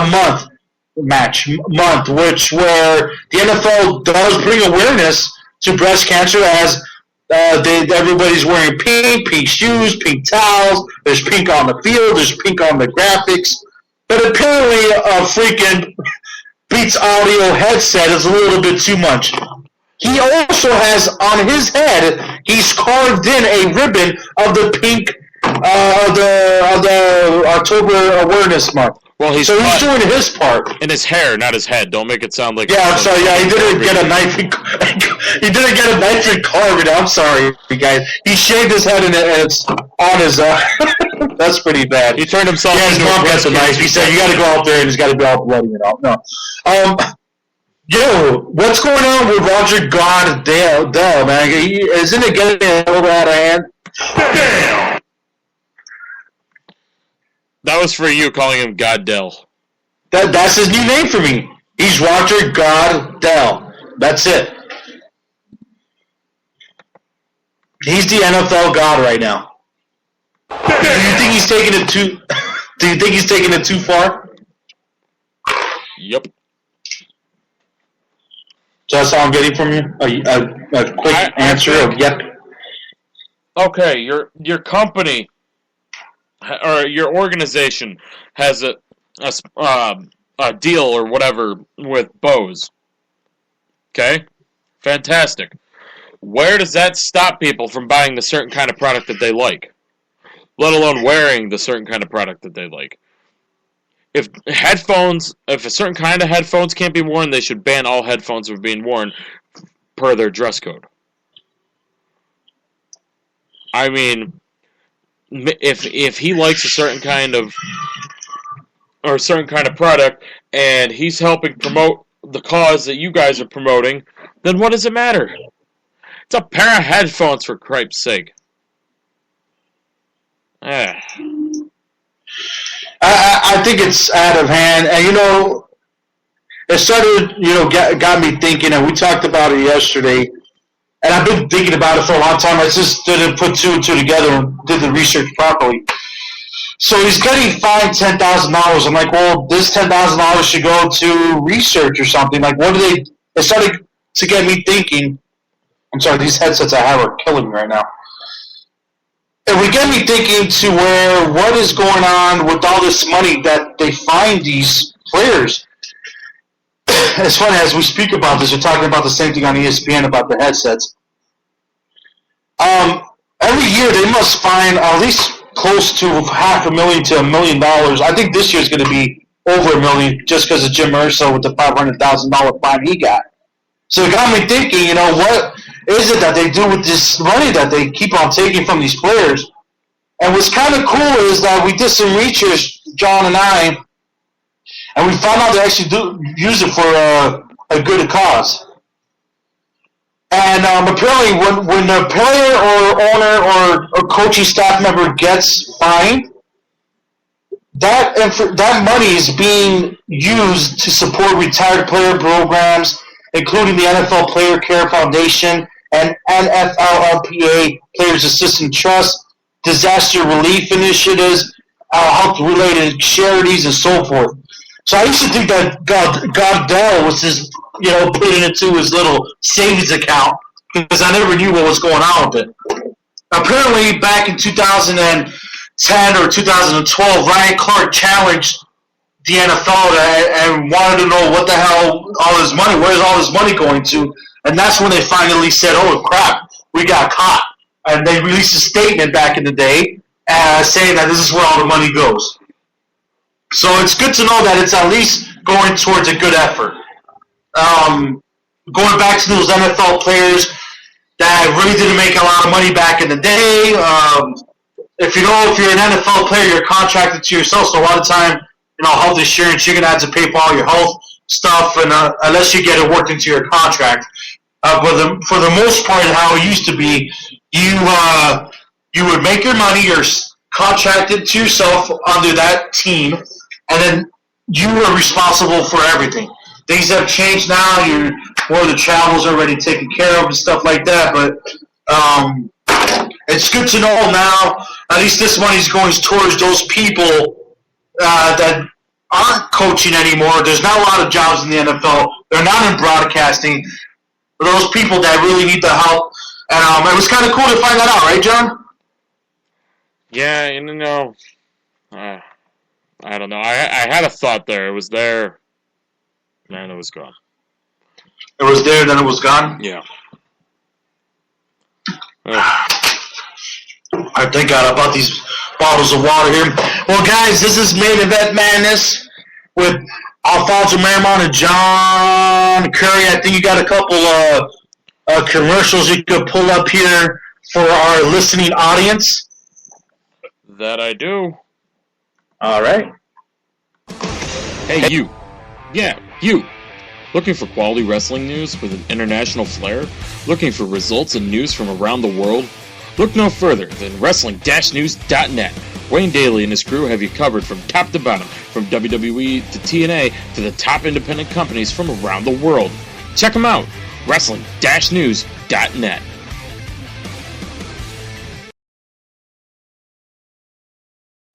Looking for more than your average wrestling website? Looking for the fastest growing wrestling news site on the internet today? With quality news, results, and more. Wrestling News Report has everything you'd want in a wrestling website. Al Merriman has you covered with the latest and biggest stories of the day from all around the world of pro wrestling. Check them out today, WrestlingNewsReport.com.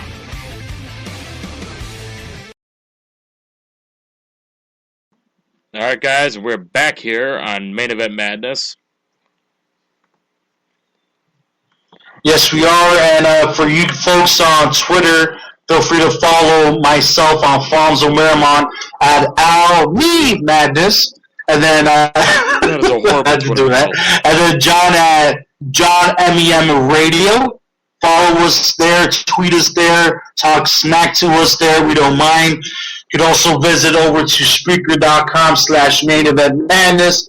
Find the show today, and there's a chat room going up, and you guys can speak through there as well. We're back live, better than ever. This is Friday. We're having fun, and we're getting ready for the weekend.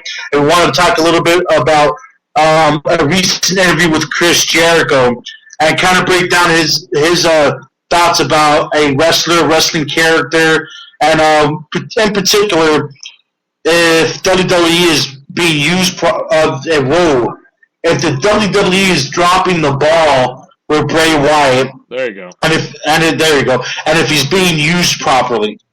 So Chris Jericho was asked this in a recent interview, and I hate the fact that I cannot give you right now from where his interview's at. Oh, man, I don't have the link with me. That's fine. It's on the website for the credit. Sorry about that, whoever interviewed Chris Jericho. Thank you. And in recent years, this is the question, in recent years have come back and put over talents, including Fandango and recently Bray Wyatt. Do you think the WWE has dropped the ball with them since? He had some interesting comments, and I'm going to just go over it a little bit, and John and I will react to it and see if Chris Jericho's crazy or he has something with logic that he's saying. I put them over, beat them or both. It's just a matter of working with new characters. It's just a matter of working with new characters and you guys. WWE doesn't drop balls. Your career goes in waves. It goes in cycles. I know that more than anybody else. Sometimes you work on top, sometimes you're not, and where you're not, it's up to you to make your mark and get back on track again. I think the WWE has a plan and never tries to sabotage anybody on purpose. Why would they do that? It costs them money. Someone like Bray Wyatt has huge potential, huge upside. He's got a long way to go, so there are no worries and no rush. Fandango, I thought, was a kind of a one-trick pony as far as his character and gimmick go. There's only so much you can do with it. I think it's time to update that character and take it to another place because you can only do so much with a character like that. Do you think he's speaking of truth there? Or is he going the political route and saying, WWE, I'm saying this because I don't want to get in trouble with you guys? And this was in regards to Fandango. He what was kind of interesting to me was he said no, that they haven't dropped the ball, but he totally, in his answer, in a roundabout way, said yes, with Fandango, they did drop the ball.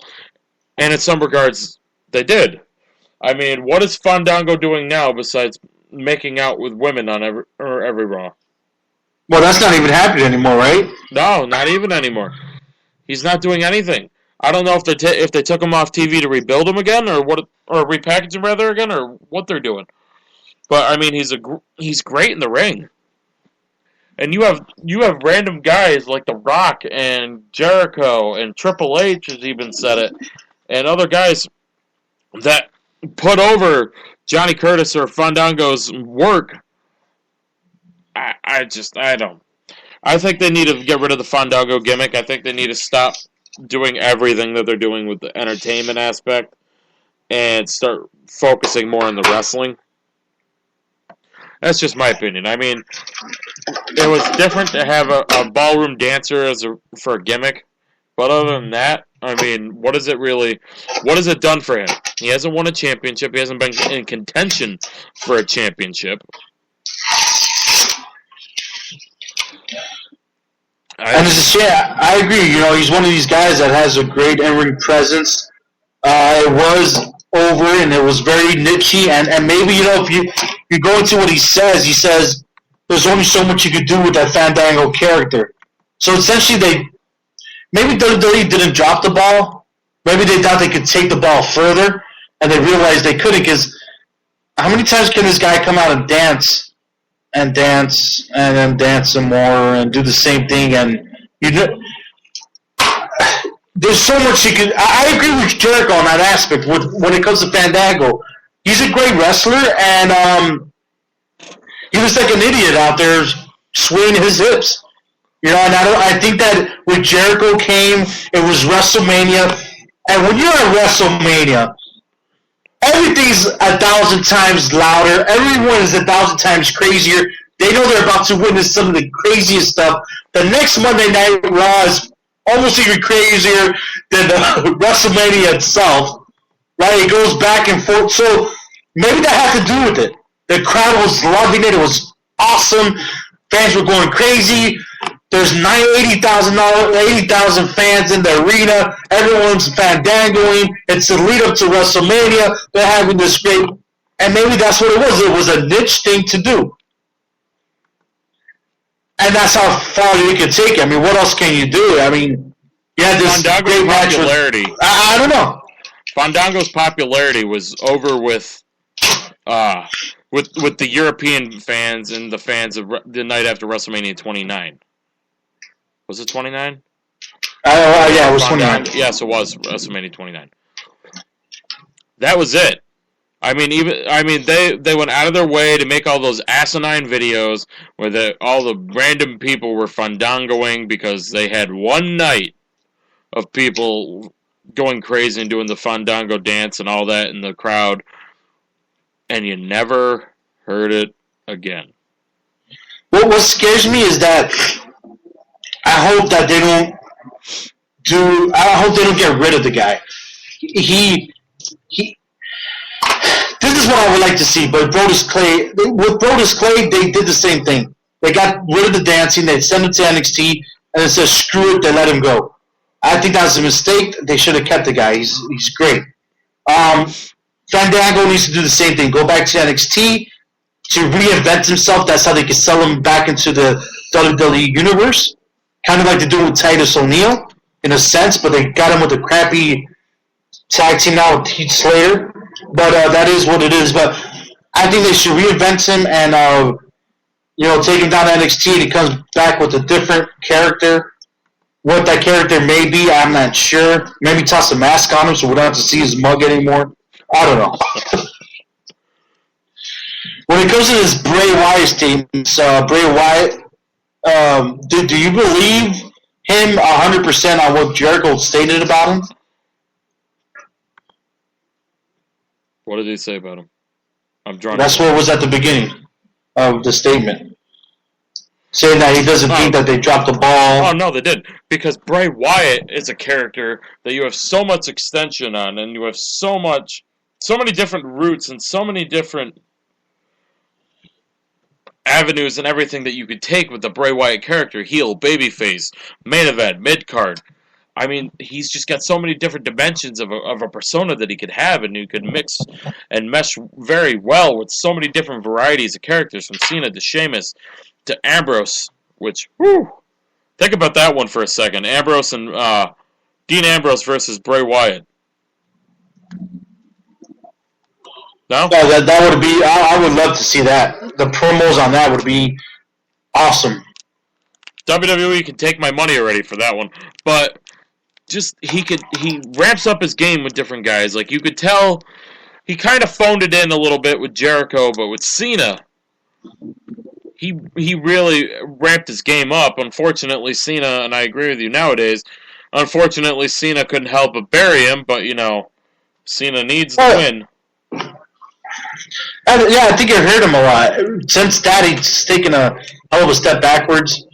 I think this thing with Chris Jericho fell a little bit flat. We talked about that several weeks ago. But I agree with Jericho in a sense, because he said, it's one of those guys that he states that careers go in cycles, but he was Bray Wyatt was at the beginning of a good cycle, and it just went down fast, I feel. But he does say, WWE has invested so much money and time into this Wyatt family, so it's hard for him to kind of realize that why would they split him up, and why would they give up mostly on Bray Wyatt, because he has so much upside and so much potential, and he's got a long way to go. So Chris Jericho feels that there's no worries or no rush to get Bray Wyatt over. But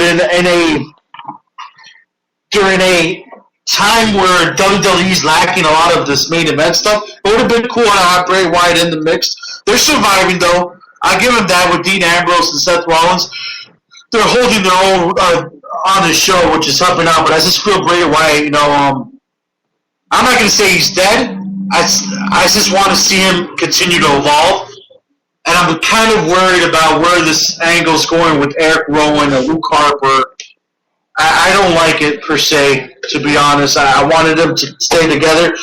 Maybe they are going to stay together. Everyone was assuming with these new vignettes that Luke Harper and Eric Rowan and Bray Wyatt are splitting up. Maybe it's not that. Maybe they're finally saying, you guys are let free, go be badasses, go get the titles. I'm going to do the same thing. We're going to still be a family, but you guys got to go. I don't want to lock you down anymore. They've pretty much confirmed that they're splitting them up. How did they confirm it? There are several reports out that the WWE has split them up, and that the Harper and Rowan are going to be replaced fairly soon by Connor and Victor of the Ascension. But every time I read those reports, they say they're strong rumors or rumors.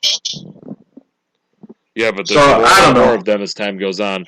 But, I mean, not only the fact that WWE survived right now, that they're lucky with Bray Wyatt and everything like that, but, I mean, in a time where people demand change now, and they wanted change yesterday, you know, that kind of thing. I think it's that, in that regard, it's the wrong approach that they're taking with Bray Wyatt. I mean, if the depth, or the lack of depth that the roster has right now only shows you that there's no such thing as too many people or too many stars to have on a roster. No such thing. I agree 100%. And if Bray Wyatt was main event ready right now, how great would that main event be? You'd have Seth Rollins in the main event, and Dean Ambrose, and Bray Wyatt, and John Cena. And yeah, John Cena's going to have to be in there somewhere. But how much of that is his fault? I mean, would Cena be as much in the main event right now, if at all, if he wasn't even, if Bryan and Reigns weren't hurt? Yeah, I mean, these may have been a lot different, because there was a time there that we heard that it was going to wind down a little bit for John Cena and take some time off. And then everybody got injured. He was going to be down in the mid-card. He was going to be feuding with Rusev. Everything changed. We did one of our first shows here on Spreaker. We were talking about how the rumors were already coming out for SummerSlam, and the card was Bryan versus Lesnar, Reigns and Triple H, which we didn't get. None of these matches we got, and Cena and Rusev. Those were the plans that they had for that, and how different would the WWE be right now? How much more fresher would WWE be right now if they had these guys and these fresh names? And then you split up the Shield like they kept doing. Oh, June. Yeah, that was right after the Shield split, yeah. Then you have Ambrose and Rollins doing what Rock and Austin did and elevating themselves, which they still very well may do, if John Cena and Randy Orton get the hell out of their way. If John Cena and Randy Orton could take a back seat and Randy Orton, taking some time off or cutting his schedule down now, he's seeming like he's starting to do that. Cena, on the other hand, I don't know what his deal is that he cannot let this go. That no matter what happens, no matter what, the main event's got to have him in it. And it would just be so much more refreshing and so much more entertaining, and I bet you the ratings and stuff would be up if you had guys like Dean Ambrose and Roman Reigns to an extent, but Dean Ambrose and Seth Rollins. These guys were getting some of the biggest reactions of the night, if not the biggest reactions of the night. Just let them go out there and let them kill each other. Let them do their thing. Don't involve Kane. For the love of God, don't involve Kane. Don't involve Orton, and sure as hell don't involve Cena. Let them do their own thing. I mean, I agree with you 100%. You know, I don't know if it's a case of WWE sees something good, like Rollins and Ambrose were, and they're like, well, let's make it better. Let's add Cena to it. No, that's not making it better. 10 years ago, it wouldn't have made it better. I don't know. You had your rant. I just went on mine. But let's switch gears here a little bit. From me being angry with the youth movement or lack thereof in WWE to an NBA player being angry with an NBA player. And and I believe this story is involving your boy, King James. I wouldn't call him my boy anymore. anymore. This lasted about as long as a Hollywood marriage, guys. A little bit longer. No, but Chris Bosh has been very vocal about being the leader of the Miami Heat now. Al is damn near wishing death on LeBron James. No, none of that. I just hate the guy. No, you're not. Not like that either. Yes, you do. Here's the thing that it's not only us as fans, but there's so many reports coming out about how LeBron James is almost like a Two-Face from Batman. You want to say it that way? He's Two-Faced. He'll say, "I'm your friend, blah blah blah. You're my buddy, partner in crime, and as long as we're playing together, I love you." He did it to all the guys at Cleveland. When he left Cleveland, he didn't tell any of his coworkers, his buddies, his troops, his partners in crimes. He did not tell them. He says everyone found out with that video vignette and live feed on ESPN that he was coming to Miami. I was ecstatic. I was happy to get his services. I never once did I agree on how he left Cleveland. I was just happy that I had him, and I knew I was going to go to the finals at least once. I knew that was going to happen. He did the same thing when he left Miami. He kind of didn't tell anybody. It was hard for him to let his buddies know, like Chris Bosh.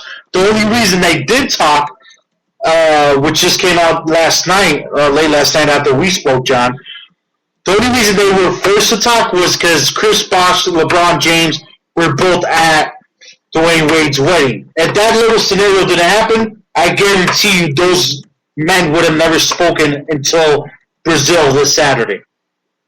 Because they're having a huge game, preseason game this Saturday in Brazil. If they would have even talked then. Yeah, well, especially now with these new comments. He said that Chris Bosh, I'm paraphrasing here because I'm not going to sit here and read verbatim. We don't have time for that. I'm paraphrasing to the best of my paraphrasing abilities here. But he said the likes of, the reporter asked, "Are you looking forward to seeing LeBron James?" He kind of says, not really. My only concern is my players in my locker room. If you're not playing on my team, I don't have no time to be worrying about you. Hitting on LeBron James. When they asked him that question, he kind of looked to the side and he said, "No, I'm not really looking forward to him coming here." And then he kept on talking about how it was the hardest thing he had to do in his professional career. Like, this never came out before, but it showed in the finals last year. And it showed during the year, and Chris Bosh said it a couple times, that this is the hardest season of his NBA career, that fourth and final year playing with the Miami Heat before LeBron James left, saying that, they always talked about sacrifice. Everyone in that team had to sacrifice and sacrifice and sacrifice. And he's now coming out and saying was one of the hardest things he ever had to do was play second fiddle to a guy like LeBron James because he really had to change his game. And now he's saying that, speaking of Kevin Love and Cal Irving, saying that it's going to be the hardest thing that that kid's going to have to do in his life, and that's to change the way he plays for a guy like LeBron James. And this is coming from a seasoned veteran player like Chris Bosh, saying that it's the hardest thing you'll ever have to do is change your game to adjust to playing to a superstar like LeBron James.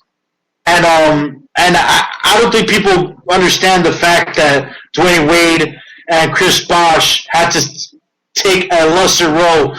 That doesn't even include all the other guys, Mario, Charles, like everybody. So everyone's saying now that LeBron James is going to sit there and win a championship next year with Cleveland. That'll be. And that's far from the fact. Go ahead. No, you said Cleveland's going to win a championship next year. That'll be the day. Yeah, I think it's going to be very difficult. They don't have a coach that's coached one NBA game. For seasoned vets like Udonis Haslem, Dwayne Wade, Chris Bosh, to say it's one of the hardest things and the worst season of his career was last year. He said last year wasn't fun anymore. I can imagine what was going through their heads, man. Imagine you playing this a-holes here. We adjusted the game for him, and then he leaves. Yeah, I think that he's justified in being upset with LeBron James and the way he left. What are your thoughts on it? I'm not sympathetic. Who is the one that decided to join the Heat with LeBron James? Chris Bosh.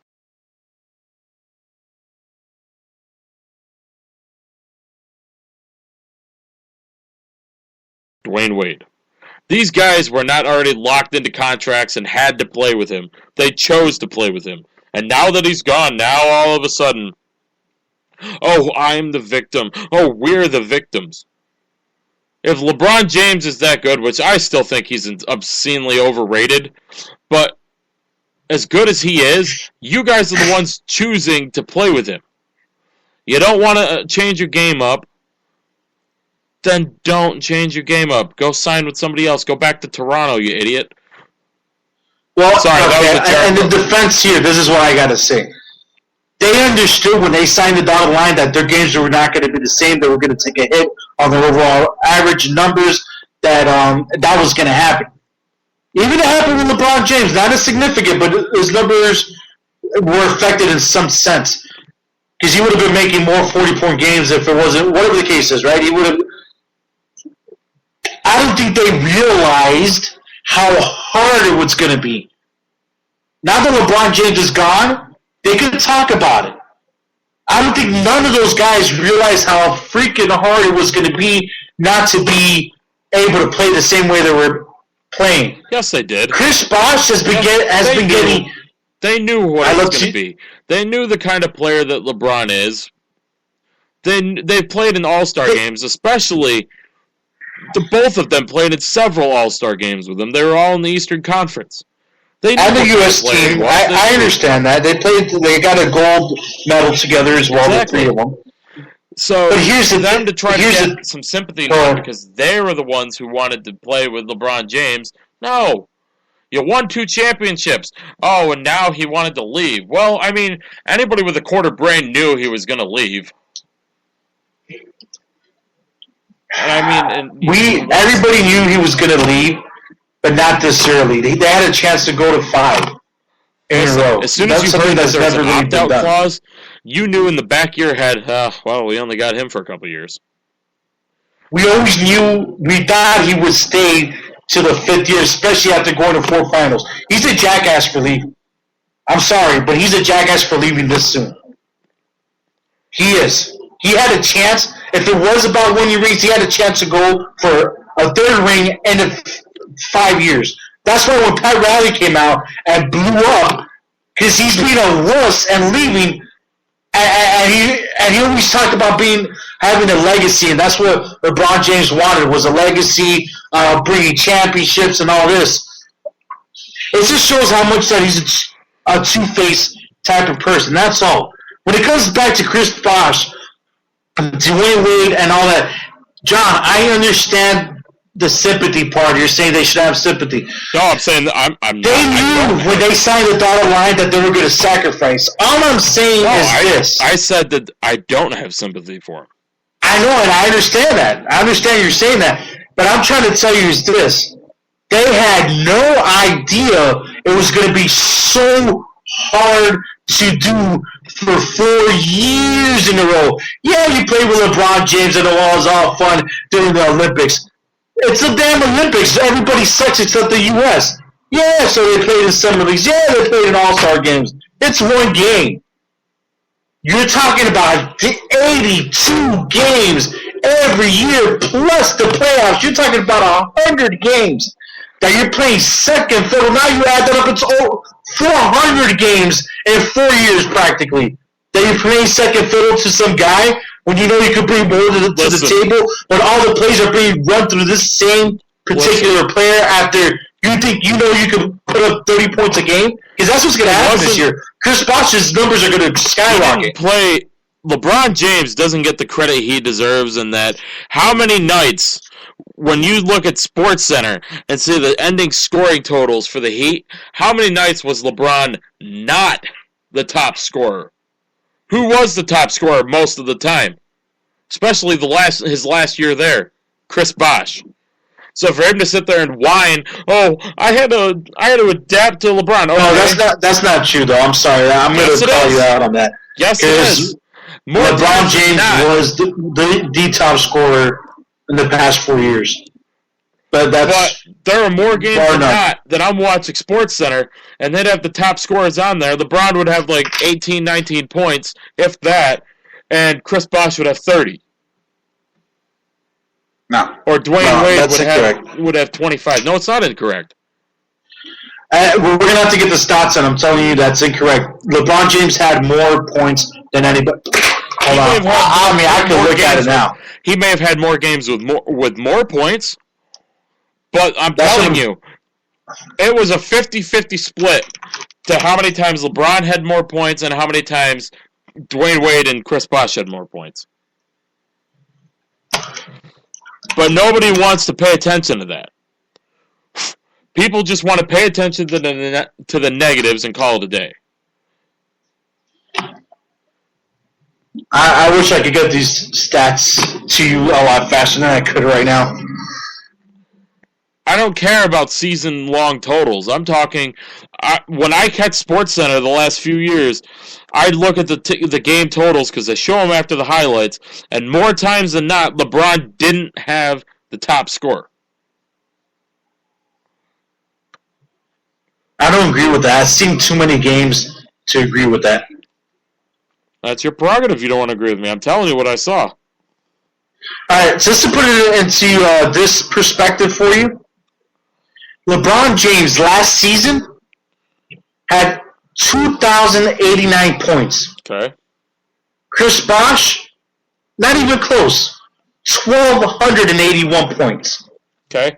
Now, taking into consideration, 1,000 points. Take into consideration how many games did LeBron have 40 points, 50 points? Because there were quite a few of them. Oh, there was not that many. I would have to go deeper than this. I mean, it's crazy right now. I can't sit here and look at that.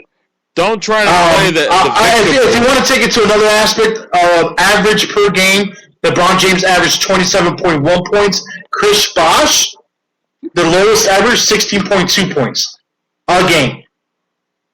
So it's a big difference, dude. It's too much of a difference. Dwayne Wade, if anything, came in second at 19 points per game.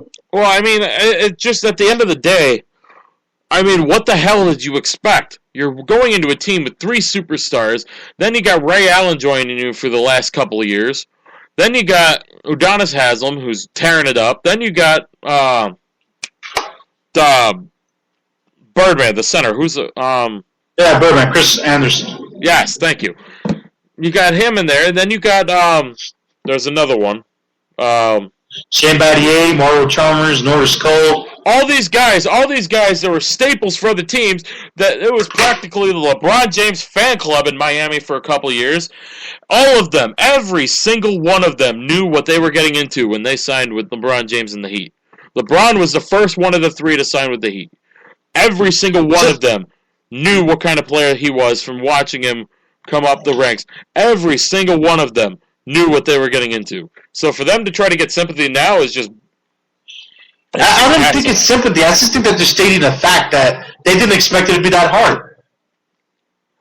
They didn't think that it was going to be that much of a challenge. And the fact that it started with this, I feel whenever it can happen, there'll be those interviews that come up, and they'll talk about how it was backstage. You know what I mean? I think that stuff will come out eventually. Because if he had the first opportunity Chris Bosh had to say, damn, this sucked last year, I think there's more to it than that. So, I don't know. I think that I agree with Chris Bosh saying that, these young guys are going to have a tough time adjusting, and that sacrifice is not easy. And it boiled over, man. It boiled over on the court. Chris Bosh just said you've seen Rio and LeBron James go at it live on television. It boils over. Rio feels like he's being hindered. Chris Bosh, it's a lot of tension. So now, right now, a lot of people are saying that the Heat are not even going to be in the top 5 in the Eastern Conference. I think you guys are smoking crack or something because they have a decent team. And there's people saying they're not even. You said they're not going to make it to the playoffs this year. You told me that, right? Who's that? The Heat. That they won't make the playoffs? Yeah, was that you that told me that? No, I said they won't win a championship. Okay, all right. I think they will go pretty deep into the playoffs, and they have a decent team. No. No, they will go deep into the playoffs, and they'll have a decent team. No, they'll be out first round. Oh, you are smoking some good juice, bro. No. You're smoking some good juice. Some of the best.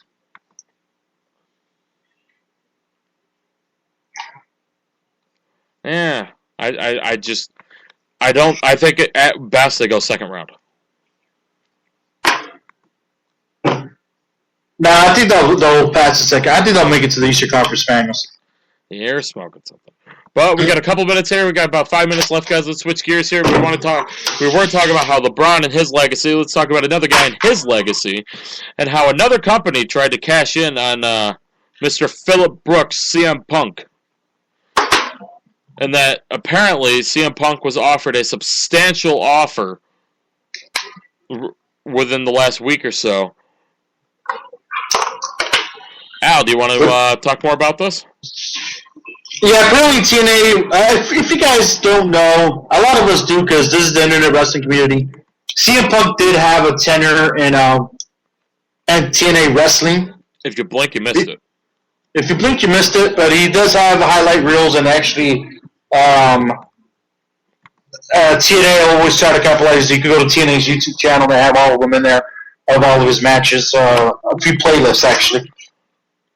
Apparently, not speaking, it was third-party negotiations, if you want to say that, which means that CM Punk's, one of his representatives, was in direct communication with TNA headquarters, whoever they may be, Dixie Carter, and it really doesn't matter at this point, trying to get him to come over. Now, what was offered to him was a Hulk Hogan-like contract, where everything TNA would be CM Punk, proving my point to you earlier in the show, that they don't know what the hell they're doing because they're more worried about the names they have signed than their actual product and their brand of TNA wrestling.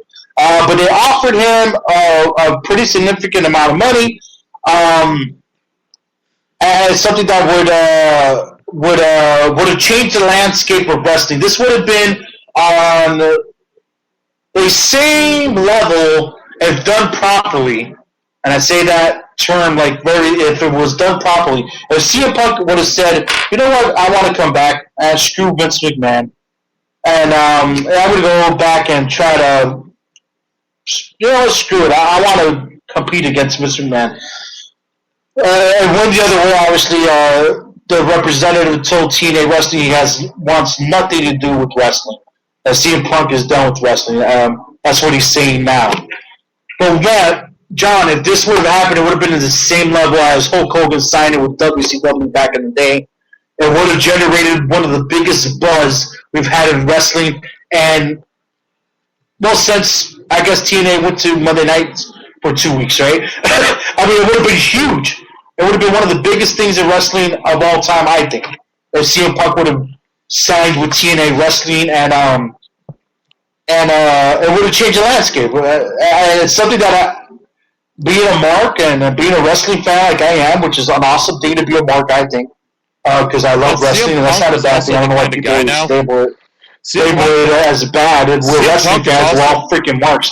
Anyways, CM Punk is also the kind of guy now that will probably go back to WWE just to laugh at TNA because he looks back and hates his time at TNA so much. But back to that, screw the hate and all that. What would it meant if he signed with TNA Wrestling? Well, TNA wouldn't suck as much, for one. Given all their failures with signing big names, do you think they would have been able to learn from their mistakes and made it work with CM Punk? No. And actually give WWE a run for their money? No. And that's just because I don't believe that John Gaburick has any idea from his ass to his hand what he's doing. If you want my honest opinion. And with him in charge with creative and talent and this and that and the other thing, no.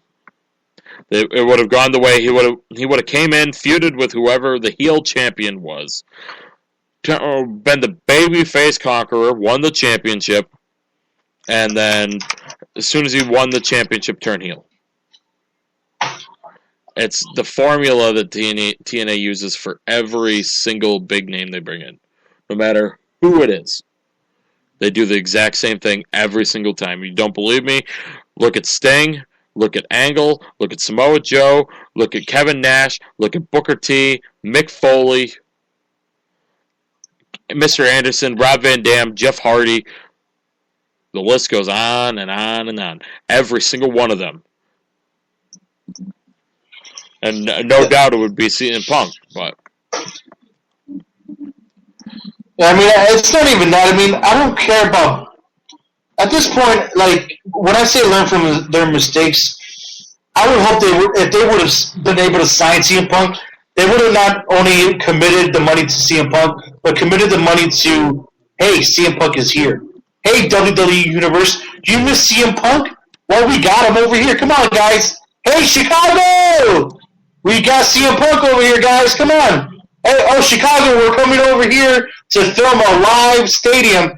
We're going to put 18,000 people because CM Punk is coming. Like, that's why I think they wouldn't be able to do it. Where the hell do you think you're going to find 18,000 people to go to a TNA show? If it's CM Punk, you give them enough time, there's a lot of people out there? No. I was just playing, but I'm just saying, like, they could go to CM.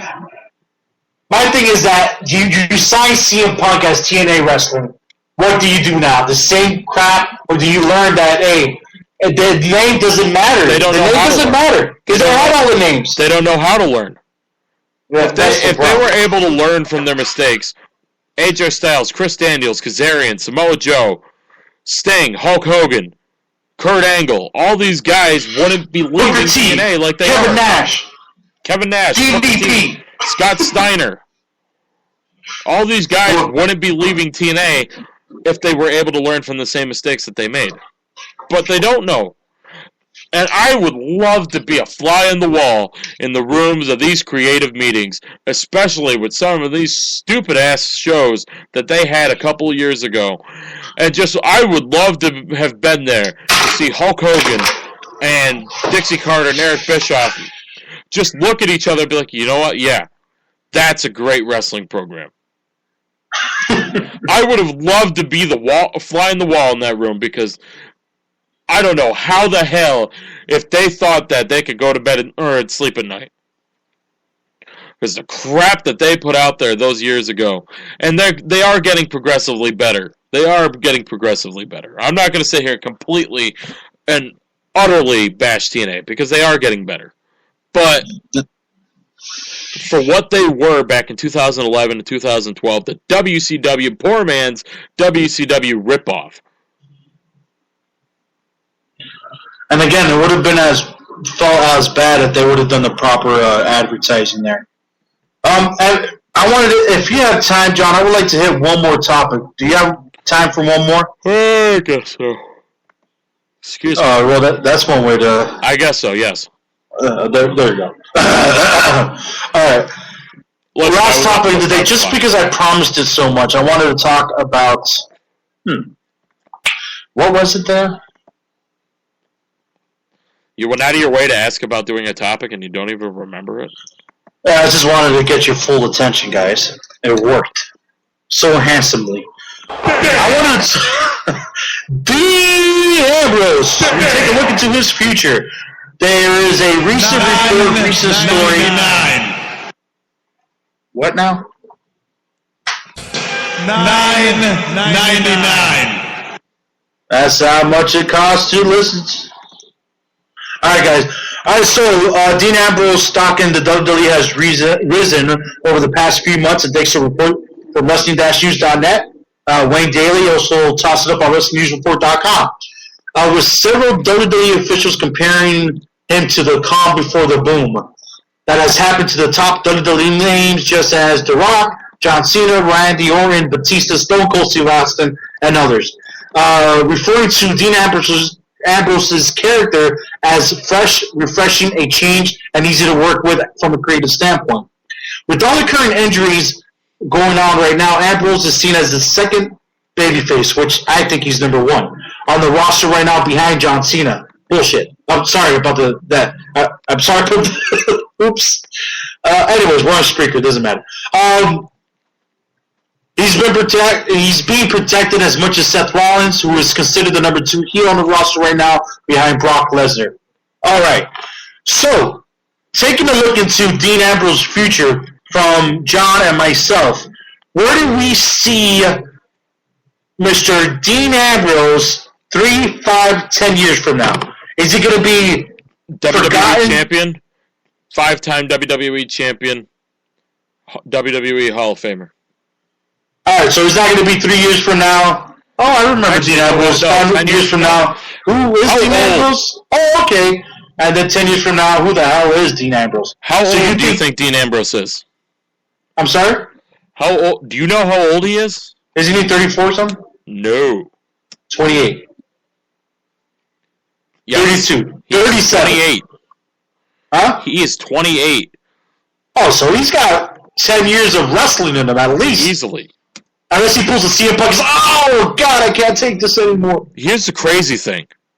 How old's Seth Rollins? I don't know these ages. I think he's like 24, 25, 26. 28. 28. What, are they brothers or something? Roman Reigns is 29.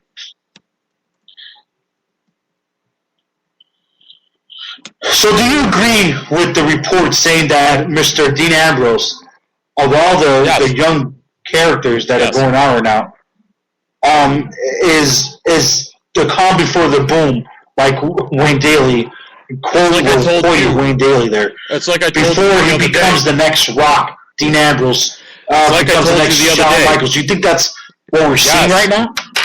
Man, you don't let me talk. I told you, I said if we're making parallels to the Attitude Era here, he's like the Shawn Michaels to Roman Reigns being the Rock. If you want to talk calm before the storm, Shawn Michaels is kind of the calm before the storm of the Attitude Era. I agree. And then you have Seth Rollins. What about Seth Rollins? Seth Rollins, and I believe I told you this also. Seth Rollins is Edge, Edge, Chris Jericho, and Triple H morphed into one. He's got the promo skills of Triple H, he's got the swagger of Chris Jericho, and he's got the build of Edge. And all of those are great attributes. Seth Rollins is... How refreshing is it to even look at that? You got your top people that are being booked right now. Dean Ambrose, Seth Rollins are up there.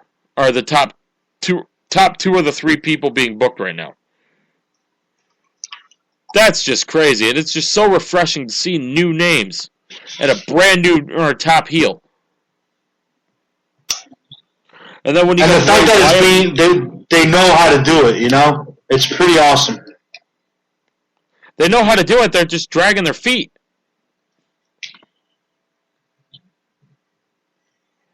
You know, it's hard for me. You said that. I could agree with your Seth Rollins comparison. I could almost agree with your Dean Ambrose as well. I totally, as much as I don't want to disagree with your analysis and comparison when it comes to Roman Reigns compared to his cousin The Rock. I can't. I don't see it. I want to see it, but I think you're out of your mind. Agree to disagree is all I'll say. Thing is, I mean, you got The Rock. He's got all this charisma, and it's very.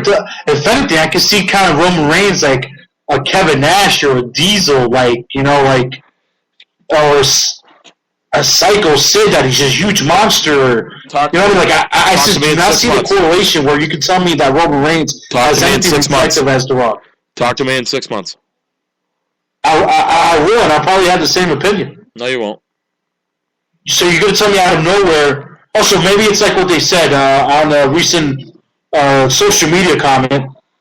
Roman Reigns should sit back, look at The Rock's promo with Rusev on Monday Night Raw about 100 times, practice a little while, and then see it another 100 times, and then see if he can do it live in front of an audience. So you're telling me that's what's going to happen? That he's going to become a better in-ring promo guy? I'm telling you, Roman Reigns is going to be far bigger than you even think he will be. That's a bold prediction, my friend. You know what's crazy is if you want to shit. I'm sorry. Well, you know what? Whatever. We've already gotten here. If you want to shit on his promo ability, not for nothing, he was a football player. Ambrose and Rollins have collectively been doing this for almost 20 years.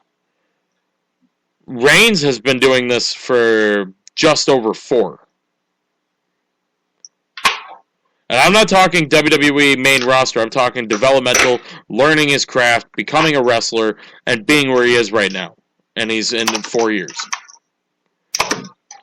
So he doesn't have the mic skills. Why does every person, I don't understand this, why does every wrestler have to have to be The Rock, to be Stone Cold Steve Austin? There's never going to be another Stone Cold Steve Austin or The Rock. Well, when you make it a comparison that Roman Reigns is like The Rock, I can't see it. Make a better comparison. If you tell me he's like Brock Lesnar or something crazy, okay, I'll see him as a Brock Lesnar. He's a quiet character. He's a lone wolf. They don't talk much. He's good. So that makes him not The Rock. Huh? I'm talking, when I say he's going to be like The Rock, he's going to be as big with the fans as The Rock was. He's not going to be, if you smell what The Rock is cooking. That's not who Roman Reigns is going to be. But look at the crowds when Roman Reigns is out there, when they put Roman Reigns first and foremost, and the crowd eats it up. More so, or just as much as the Yes Movement. And and with Roman Reigns, if they make him the focal point of their booking, and he can stay healthy, and he's becoming the John Cena, where everything revolves around him, people are going to eat it up like it's a buffet line. You don't believe me? Ask me in 6 months or a year from now. I'm going to have to. Because I don't believe you. I don't know. It's difficult. It's difficult for me to see. The other comparisons, I think you're probably dead on. Which maybe it's the opposite. Or maybe you're completely wrong about the other two comparisons, and you're dead on about Roman Reigns. Yeah, either way, you might be right. I'm right about all three. Oh. All right, guys. I think that's been one hell of a solid show. Main Event Madness. We're done. We're signing off. You're going to enjoy this all weekend long. We're going to come back Monday, hopefully, with a new song by Jim Barcelone. No, not a new song, guys. Just Miami Herald reporter. We're going to talk some wrestling with him. He's recently interviewed guys like Kevin Steen, Bo Dallas, Bray Wyatt. We're going to talk about his experience at the Performance Center. So he'll be on Monday. We got a bunch of stuff lined up. We got a former WWE superstar, brief TNA superstar lined up within the next couple of weeks. We got Matt Hancock. We got a guy that wrote a wrestling novel. We'll have all that information up on the sites. Check us out, maineventmadness.com. John, I know you like to close things out here. Thank you all for listening to our weekly episodic series of Main Event Madness. The shortest running weekly episodic television radio program. But follow John MEM Radio John MEM Radio on Twitter at AlMeMadness. MainEventMadness.com, Spreaker.com. Search Main Event Madness or Spreaker.com/Wrestling365 is the old link. Stitcher.com/podcast/Wrestling365. Search Main Event Madness on TuneIn Radio and iHeartRadio. You'll find the shows there. Facebook.com/Main Event Madness. And as far as these interviews go, I guess you could say it'll be dominating. That's the hint. But sounds freaky. Well, this here is what you call domination. All right, guys, that's going to do it for Main Event Madness. Thanks for joining us today. And on that note, we want to thank you guys for helping us achieve history. By tomorrow, more than likely, we will have achieved even more records shattered. It's a dominating record, guys. Have a great rest of your Friday. Because, as we all know, Al, you know what today is, right? It's not hump day. Nope, but it is It's Friday, gotta get down on Friday. Have a great rest of your Friday, guys. Have a good weekend. We'll be back here Monday, Jim Varsalone, Wednesday, normal time, 11 to 1 Eastern. Bye-bye. Thank you so much for joining us. Miss a part or all of today's show? No problem. Head over to maineventmadness.com where you'll find today's show as well as every show in our history. So once again, for all of us here at Main Event Madness, I'm John Curry. Have a great rest of your day, and we'll see you back here next time. Have a good one, everybody. So long. This is 10% luck, 20% skill, 15%